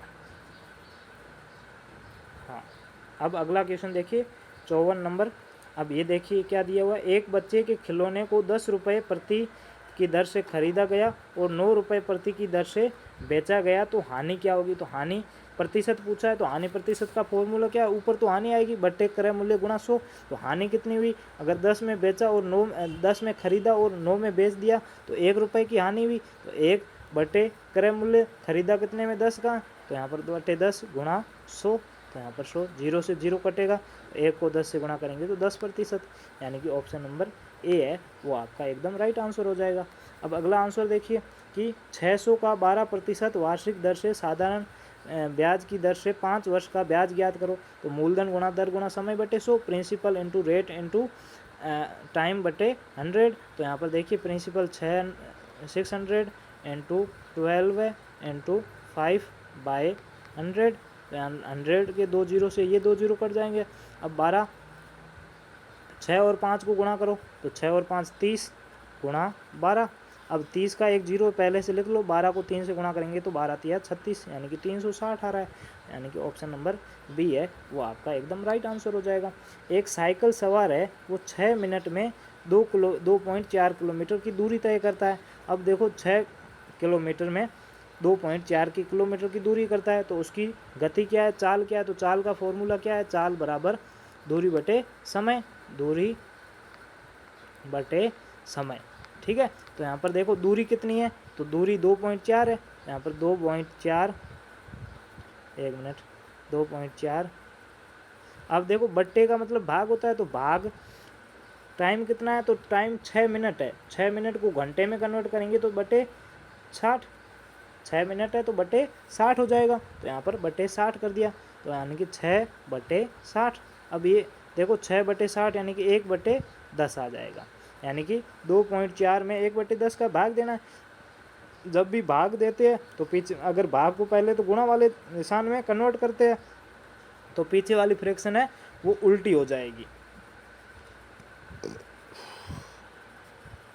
ठीक है, तो यहाँ पर 2.4 गुणा 10/1, तो 10 को 2.4 से गुणा करेंगे तो पॉइंट हट जाएगा, यानी कि ऐसे भी लिख सकते हैं 240, बाद में पॉइंट 1 अंक के बाद में आएगा, तो यहाँ पर 1 अंक के बाद में आ जाएगा, तो क्या होगा 24 किलोमीटर प्रति घंटा आपकी स्पीड हो जाएगी। तो यहाँ पर मीटर है गलत हो जाएगा, ये 24 किलोमीटर प्रति घंटा की स्पीड हो जाएगी।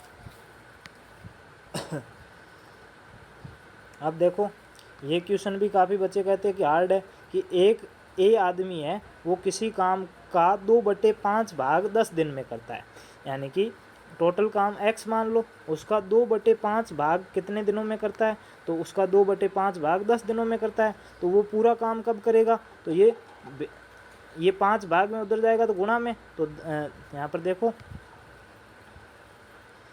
10 गुणा 5/2, तो 2 से 5 10 कटेगा 5 बार, 5 25, यानी कि ए पूरा काम कितने दिनों में करता है, तो ए पूरा काम 25 दिनों में करता है। तो बी कितने दिनों में करेगा, तो बी भी इसी तरह ज्ञात करो, 1/3 बराबर 5, तो यहाँ पर 3 गुण भाग में उधर जाते गुणा में, तो x बराबर 15 दिन, यानी कि ए कितने दिनों में करता है 25 दिन में, बी 15 दिन में कर देता है।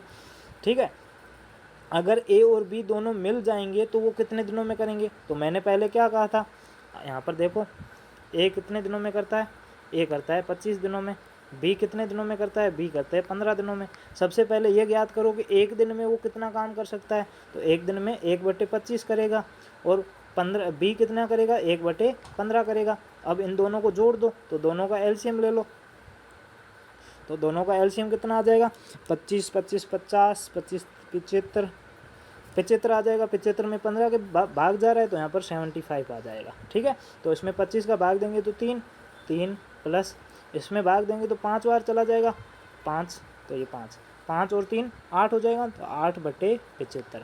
अब ये एक दिन में दोनों मिलकर इतना काम करते हैं, तो टोटल काम कितना करेगा, तो अभी देखो पहले तो टोटल दिन थे तो उसको उल्टा किया था, अब वापस से ये एक दिन वाला आ गया तो इसको वापस से उल्टा करेंगे तो पूरा दिन आ जाएगा, तो यहाँ पर 75/8। अब 75 में 8 का भाग देंगे तो कितना आ जाएगा, कितनी बार चला जाएगा, तो 8 9 72 होता है, 9 बार तो पूरा चला जाएगा, और पीछे 3 बचेंगे /8, 9 सही 3/8, यानी कि ऑप्शन नंबर बी है वो आपका एकदम राइट आंसर होगा। बाकी ये क्वेश्चन है इस बार का सिलेबस में नहीं दिया हुआ है। पहले ही बता देता हूँ, बाकी क्वेश्चन आता है तो मैं छोड़ नहीं सकता, आपको समझाना पड़ता है तो समझा दिया मैंने आपको।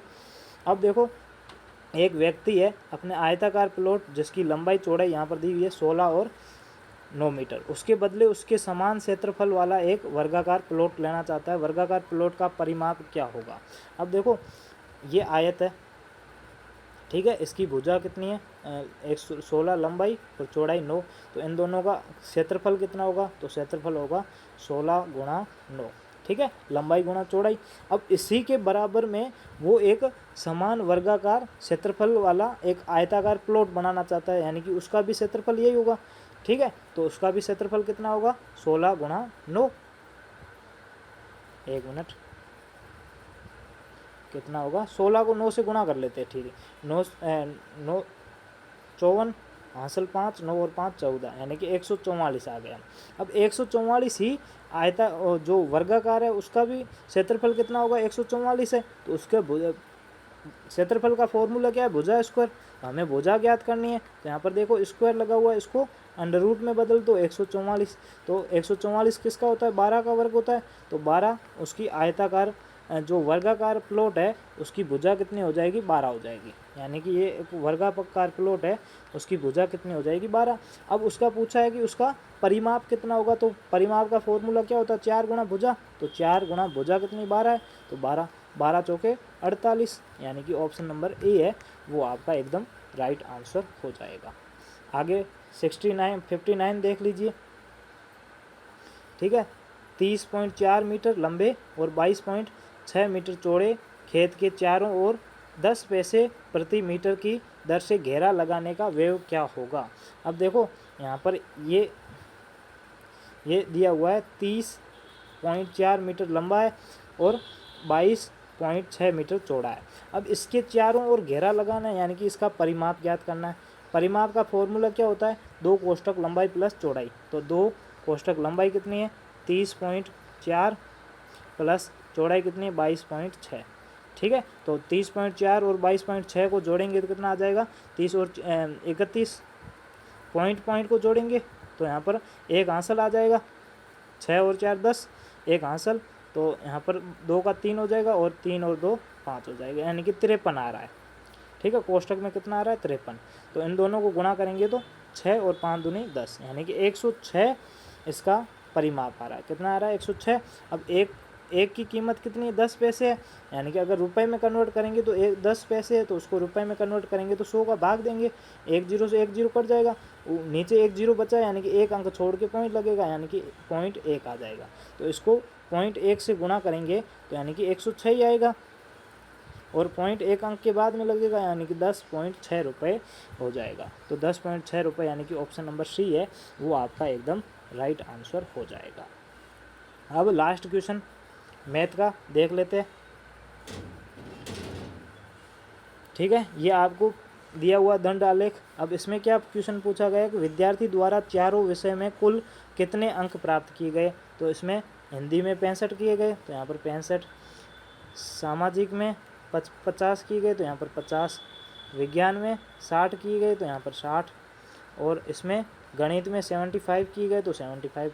चारों का योग पूछा है तो जोड़ दो, 5 और 5 10, हासिल 1, 6 और 1 7, 7 7 14, 14 और 6 20, 20 और 5 25, 250 अंक प्राप्त किए गए, यानी कि ऑप्शन नंबर 4 आपका राइट आंसर हो जाएगा।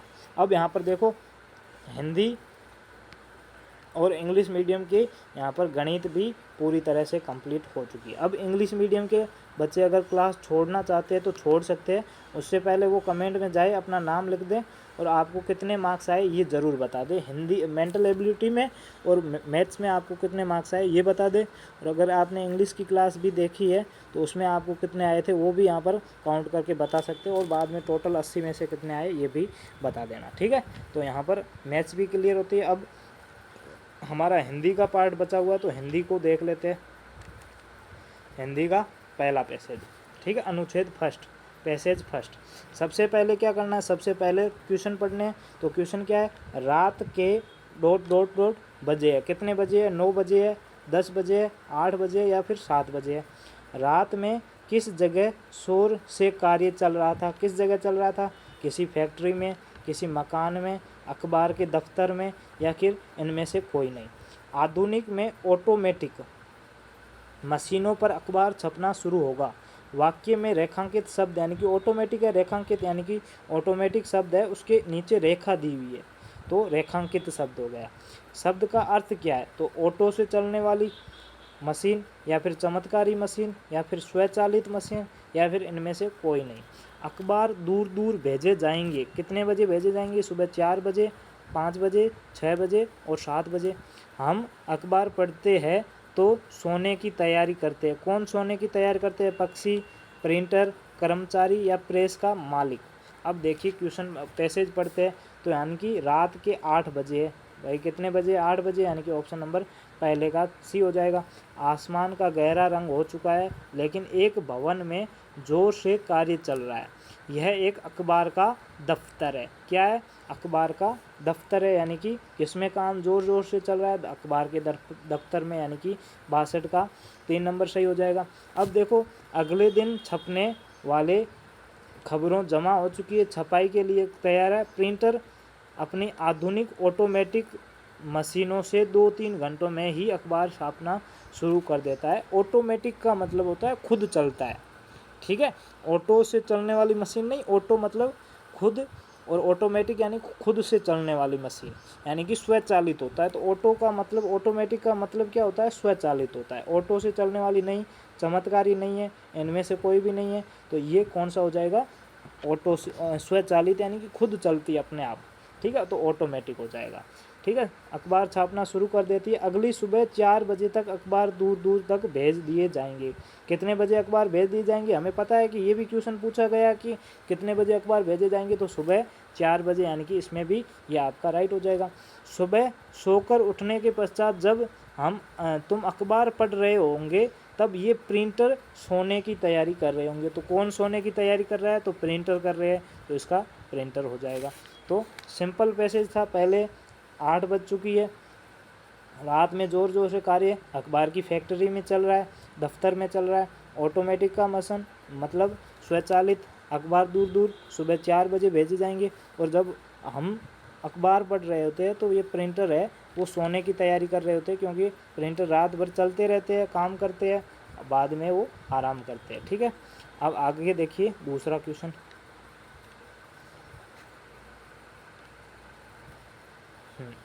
दूसरा क्वेश्चन देखिए यहाँ पर। हाँ, अब देखिए पहले क्वेश्चन पढ़ लेते हैं। राजा की समस्या थी, क्या समस्या थी? लड़ाइयाँ, राजनीति, दुर्भिक्ष या फिर बाढ़ें, ठीक है।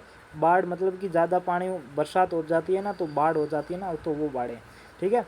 67 नंबर, किसी कथन से प्रकट होता है कि राजपूत राजा किसी प्रजा को प्यार करता था। किस कथन से ये स्पष्ट होता है कि वो राजा है वो अपनी प्रजा से बहुत ज़्यादा प्यार करता था, ठीक है। तो राजा ने जब अपने बच्चे को नर्मदा में दान देने के लिए कहता है, जब उसकी प्रजा के लिए अन्न के सरकारी भंडार खोल दिए जाते हैं, उसने पड़ोसी राज्यों पर दबाव डाला कि वे भोजन का दान करें और भूखों को भोजन कराने के लिए उसकी शिविर खोलें, ठीक है।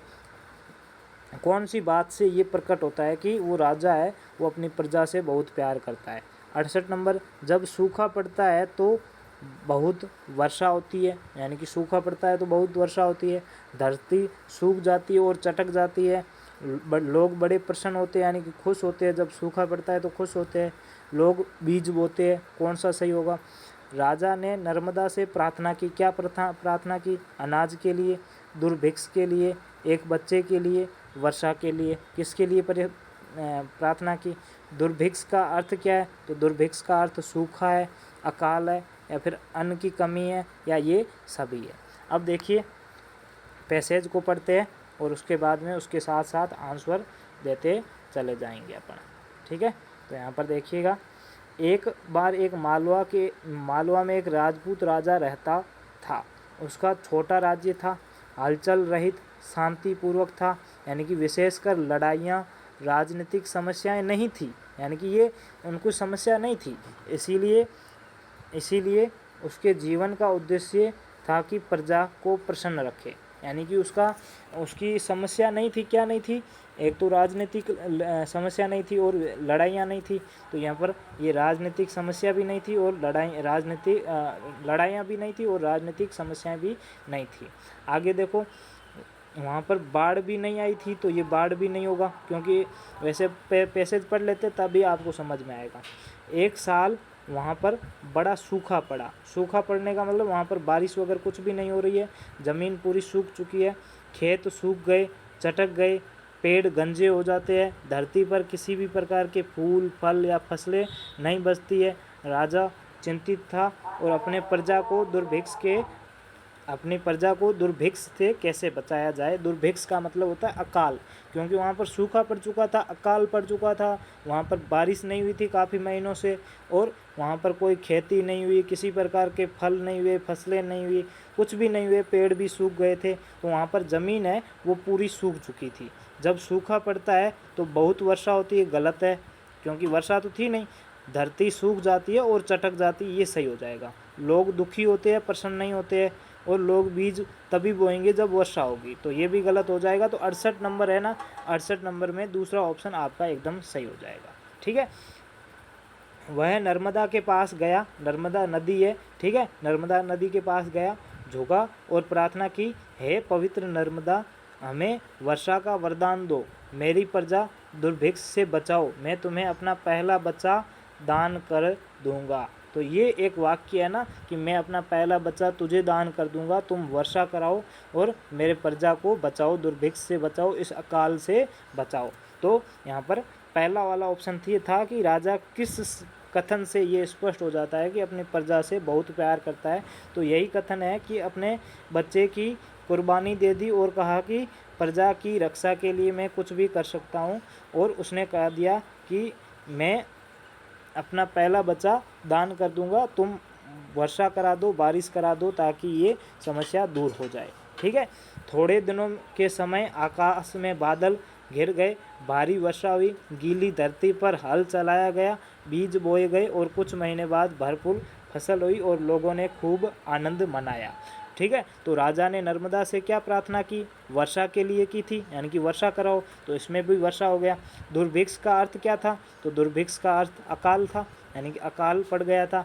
अब देखो, राजा की समस्याएं नहीं थी तो बाढ़ नहीं आई थी, तो बाढ़ तो नहीं थी, राजनीतिक लड़ाइयाँ और समस्या और लड़ाइयाँ भी नहीं थी, तो दुर्भिक्ष यानी कि अकाल पड़ा था, ये राजा की समस्या थी। यानी कि पहले का तीसरा, दूसरे का पहला, यानी कि राजा ने अपने पुत्र को दान दे दिया।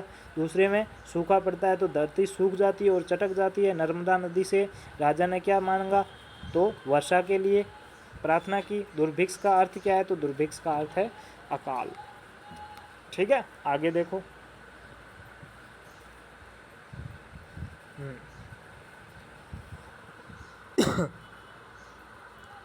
2 मिनट रुकना।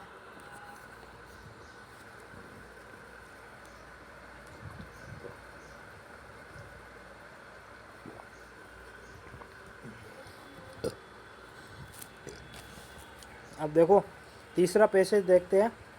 समुद्र के किनारे रहता था, कौन रहता था, मगरमच्छ, एक मछुआरा, एक बंदर, एक शिकारी। तो कौन सा था, मछुआरा था, क्या था, बूढ़ा था, दुर्बल था, निर्धन था, या सभी। निर्धन का मतलब गरीब, दुर्बल का मतलब कि उसके पास मतलब कि बल नहीं है, हिम्मत नहीं है, मतलब कि बल नहीं है, ताकत नहीं है, दुर्बल है। ठीक है, वह अपना जाल देकर समुद्र की ओर निकला। वह अपना जाल लेकर समुद्र की ओर निकला। कब निकला, सूरज के चढ़ जाने के बाद में, सूरज डूबने के बाद में, पो फटने से बहुत पहले, पो फटने के बहुत बाद। ठीक है, एक दिन समुद्र से जाल खींचा तो जाल हल्का था, जाल बहुत भारी था, जाल सामान्य लगा या जाल सामान्य से अलग था। मछुआरे ने दोगुने जोश से जाल खींचा, क्योंकि उसे लगा कि जाल में बहुत बड़ी मछली फंसी है, कुछ गड़बड़ है, या कहीं राक्षस तो नहीं है, या आज तो खैर नहीं है। अब देखो, एक समय की बात है, समुद्र के किनारे बसे एक गांव में मछुआरा रहता था। कौन रहता था, मछुआरा, यानी कि ऑप्शन नंबर बी है वो आपका सही है। यह अत्यंत बूढ़ा और दुर्बल था, यानी कि बूढ़ा भी था और उसके पास बल भी नहीं था, तो बूढ़ा भी था, दुर्बल भी था और निर्धन भी था, गरीब भी था। ये इतना निर्धन था कि वो मुश्किल से अपनी पत्नी और 3 बच्चों का पेट भर पाता था, यानी कि गरीब भी था। तो इसके ये सभी ऑप्शन सही हो जाएगा। ठीक है, बाकी ये दुर्बल भी था, निर्धन भी था और बूढ़ा भी था, तो इसके चारों सही है। ठीक है, आगे देखो, वह प्रतिदिन पो फटने से बहुत पहले ही अपना जाल लेकर समुद्र की ओर निकल जाता था, यानी कि पो फटने, सूर्य से पहले लाली होती है ना, वो होने से पहले ही वहाँ पर चला जाता था, पो फटने से पहले चला जाता था। तो यहाँ पर पो फटने से बहुत पहले चला जाता था, तीसरा ऑप्शन सही हो जाएगा। आगे देखिए कि एक दिन सुबह समुद्र तट पर पहुंचा तो पूरे समुद्र पर चांदनी फैली थी। मछुआरों ने अपना अपना जाल उठाकर समुद्र की ओर फेंका। कुछ देर बाद जब उसने जाल को तट की ओर खींचा तो उसे काफ़ी भारी प्रतीत हुआ। क्या प्रतीत हुआ? काफ़ी भारी हुआ, बहुत भारी प्रतीत हुआ, जाल बहुत भारी लगा। तो उसने खींचा तो क्या लगा? बहुत भारी लगा। तो ऑप्शन नंबर बी सही हो जाएगा। लगता है कि आज बहुत बड़ी मछली फंसी है, तो उसको क्या लगा? यह सोचकर वह दोगुने जोश में जाल खींचने लगा। जब वो दोगुनी जोश से जाल खींचने लगा तो उसने क्यों खींचा? क्योंकि उसे लगा कि आज तो बहुत बड़ी मछली फंसी है। इसी से उसने अपने जितना भी जोर था उसको डबल कर दिया, दोगुना कर दिया और उसे दोगुने जल से जोर से खींचने लगा। अब लास्ट पैसेज बचा है, इसको भी देख लेते हैं। यहाँ पर देखना कि जब एक व्यापारी ने भगवान बुद्ध को गालियां दी तब वे चुप रहे, वे नाराज हो गए, वे मुस्कुराने लगे या फिर उन्होंने व्यापारी को भोजन दिया। व्यापारी के गालियां देने पर भी भगवान बुद्ध ने उसे भाई कहकर पुकारा। इससे भगवान बुद्ध के चरित्र की कौन सी विशेषता प्रकट होती है, यानी कि उसका चरित्र उनका कैसा था? ये महान थे या फिर चतुर थे या फिर कायर थे या फिर उदासीनता थे, यानी कि उदार भाव रखते थे, प्रेम भाव रखते थे। ठीक है, आगे देखिए, व्यापारी ने महसूस किया कि उनको गालियां देना बेकार है क्योंकि वह गालियां देते देते थक गए थे। भगवान बुद्ध ने उसे कोई उत्तर नहीं दिया। वह अपने आप को लज्जित महसूस करने लगा, वह अपने आप को होशियार समझने लगा। चौथा प्रश्न क्या है? इस अनुच्छेद द्वारा लेखक क्या प्रस्तुत करना चाहता है? व्यापारी की मूर्खता, भगवान बुद्ध की चतुराई का वर्णन, भगवान बुद्ध की सहनशीलता और व्यापारी का अक्कड़पन। ठीक है, किसको सिद्ध करना चाहता है वो पैसे पढ़ेंगे तभी पता चलेगा। भगवान बुद्ध के उत्तर का प्रभाव पड़ा। क्या प्रभाव पड़ा? व्यापारी ने प्रण लिया कि वह कभी किसी को गाली नहीं देगा। गालियों को भगवान बुद्ध ने स्वीकार कर लिया। व्यापारी और अधिक नाराज हो जाता है और हो गया और भगवान बुद्ध चुप हो गए। क्या प्रभाव पड़ा वो अभी पढ़ेंगे। तो अनुच्छेद अब लास्ट है, तो देखते हैं कि कौन सा आंसर किसका होगा।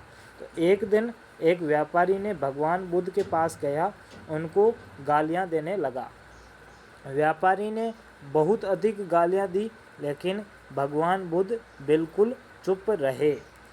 ठीक है, तो यहाँ पर देख लो, जब उन्होंने गालियां दी तो भगवान बुद्ध बिल्कुल चुप रहे, यानी कि कुछ भी बोले नहीं। तो ऑप्शन नंबर ए सही हो जाएगा। ठीक है, अब आगे देखते हैं।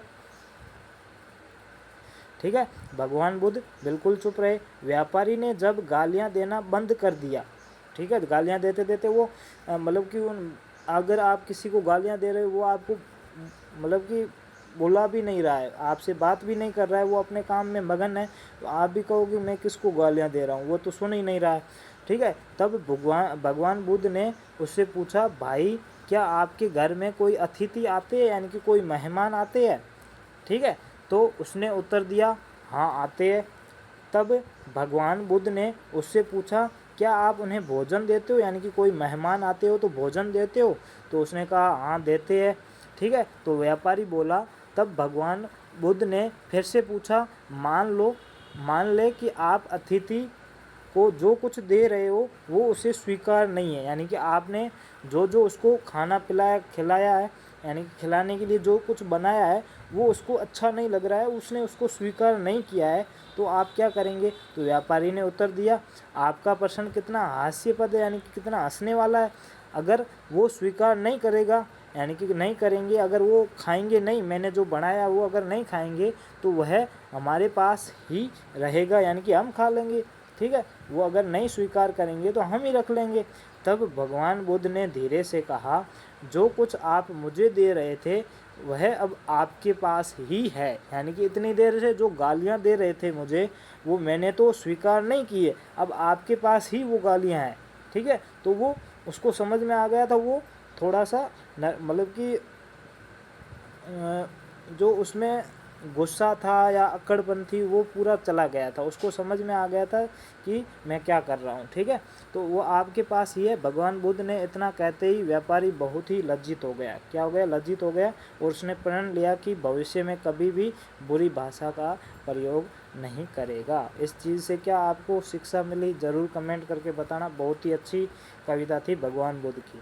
तो भाई का कहकर पुकारने का भगवान बुद्ध की कौन सी चतुरता का प्रदान करता है? तो महान तो वैसे भी थे, ठीक है, चतुर नहीं थे। चतुर का मतलब कि जैसे कोई हम चतुरता ही प्रदान करते हैं ना, जैसे कि किसी के साथ बुरा भी हो रहा है तो हम चतुर बनते हैं कि होने दो, या फिर हम अपना खुद का फ़ायदा देखते हैं। तो इसमें फ़ायदा नहीं दे, वो कायर भी नहीं थे, लेकिन वो उदार भाव थे, वो सबसे प्रेम भाव रखने वाले थे। तो ऑप्शन नंबर 4 है वो इसमें राइट आंसर हो जाएगा। उसके बाद में व्यापारी ने महसूस किया कि उनको गालियां देना बेकार है। क्यों? क्योंकि वो गालियां देते देते थक गए थे। भगवान बुद्ध ने उसे कोई भी उत्तर नहीं दिया था। भगवान बुद्ध ने उनको कोई भी उत्तर नहीं दिया था, इसीलिए वो गालियां देते देते मतलब गालियां देना बेकार समझ लिया। तो इसका बी ऑप्शन राइट हो जाएगा। अनुच्छेद द्वारा लेखक को क्या प्रस्तुति मिली? तो मूर्खता, व्यापारी का मूर्खता का प्रदान हुआ, भगवान बुद्ध की चतुरताई का प्रदान हुआ, चतुराई का वर्णन हुआ, या भगवान बुद्ध की सहनशीलता का हुआ, या व्यापारी का अक्कड़पन। तो इसमें सबसे ज़्यादा जो इम्पोर्टेंट है कि जब वो गालियां दे रहा था तब भी वो सहन कर रहे थे और चुपचाप सुन रहे थे, यानी कि सहन कर रहे थे। तो सहनशीलता होनी चाहिए। अगर आपको कोई भी व्यक्ति बुरा भला कहते तो आप भी उसमें अपनी उसकी भाषा में वो गालियां बोल रहा तो आप भी गालियां ही बोल रहे हो। ठीक है, सहन शक्ति नहीं है, सहन करने की आप में क्षमता नहीं है। तो ये भगवान बुद्ध ने कहा है कि मतलब कि लेखक ने कहा है कि उन्होंने उनके पास बहुत सहनशीलता थी। उन्होंने आराम से उसको जवाब दिया, पूरी कहानी बताई, और बाद में कहा कि अगर मैंने गालियाँ स्वीकार नहीं की है तो वो गालियाँ किसके पास है? आपके पास ही है। भगवान बुद्ध के उत्तर से क्या प्रभाव पड़ा? तो व्यापारी ने प्रण ले लिया कि वह भविष्य में या आगे कभी भी गालियां नहीं देगा। तो ऑप्शन नंबर ए है वो आपका यहाँ पर राइट आंसर हो जाएगा। तो बच्चों, कैसे करना है, क्या करना है, अभी बता देता हूँ वापस से। सबसे पहले अपना नाम, मेरा नाम पुरुषोत्तम है तो यहाँ पर पुरुषोत्तम, ठीक है। बाद में मेंटल एबिलिटी कितने नंबर आए? तो 40 में से 40 आए। आपको कितने आए बता देना। मैथ्स में, गणित में आपको कितने आए? तो मुझे तो 20 में से 20 आए हैं, तो 20 में से 20। और आपकी हिंदी है तो हिंदी लिख लेना, अगर इंग्लिश है तो इंग्लिश लिख लेना। इंग्लिश में आपको कितने आए? 20 में से 20 आए, या हिंदी में कितने आए? 20 में से 20 आए। और नीचे नीचे आपको टोटल लिखना है, कुल मुझे कितने आए? तो 80 में से मुझे तो 80 आए हैं, आपको कितने आए ये कमेंट करके बता देना। ज़रूर कमेंट करके बता देना। और एक चीज़ ध्यान रखना, ये क्लास हर दिन शाम को 6 बजे होगी। कितने बजे? 6 PM पर, शाम को 6 PM पर होगी। 6 बजे से लेकर 7:30 बजे तक होगी। और अगर आप में से कोई बच्चे नए हैं तो चैनल को नीचे सब्सक्राइब वाला बटन होगा, उसमें जाए, उसको दबा दे, और पास में घंटे वाला बटन होगा, उस पर ऑल करके प्रेस कर दे, ताकि जो भी सूचना होगी, नोटिफिकेशन होगा, वो आपके पास तुरंत आ जाएगा और आप तुरंत क्लास में जुड़ जाओगे। अब 28 तारीख तक ये प्रैक्टिस टेस्ट चलेंगे। 30 तारीख को आपका एग्ज़ाम है, तो 29 तारीख को अपन कुछ भी नहीं पढ़ेंगे, तो एक दिन रेस्ट करेंगे और 30 तारीख को एग्ज़ाम देंगे। और 30 तारीख का जो एग्ज़ाम होगा उसको भी हम हल करेंगे, सोल्व करेंगे, लाइव आपको सोल्व करके पूरा का पूरा बताएंगे। और आपको कितने नंबर आए वो भी हम पता करेंगे। आपकी तैयारी बहुत ही अच्छी है, बस और भी अच्छी करने के लिए, क्योंकि मैं कितना पढ़ रहा हूँ, भले ही 5 घंटे ही पढ़ रहा हूँ, लेकिन पास वाला कितना पढ़ रहा है, वो कितनी ज़्यादा प्रैक्टिस कर रहा है, उससे प्रभाव पड़ता है। ठीक है, आप जितनी ज़्यादा प्रैक्टिस करोगे वही फ़ायदा होगा। 20-22 दिन है, ठीक है, थोड़ा सा भले नींद कम कर लो, ठीक है, कुछ भी मतलब एक्स्ट्रा जो आप काम करते हो जो फालतू के है वो कम कर दो, और 20-22 दिन इसमें पूरी तरह से लग जाओ। ठीक है, जिसको कुछ भी नहीं आता है वो भी कुछ ही बहुत ज़्यादा स्कोर कर सकता है, ताकि उसका सिलेक्शन होने के चांस बन जाए। बाकी जो पिछले महीनों से तैयारी कर रहे हैं लगातार 3-4 महीने से, उनका और भी अच्छे नंबर आने की संभावना है। तो आपको all the best, best of luck. ठीक है, आपके एग्ज़ाम के लिए आज की क्लास कैसी लगी कमेंट करके बता देना, और सारे बच्चे कमेंट करके अपने मार्क्स ज़रूर बता देना। तो आज के लिए इतना ही। ओके बाय बच्चों।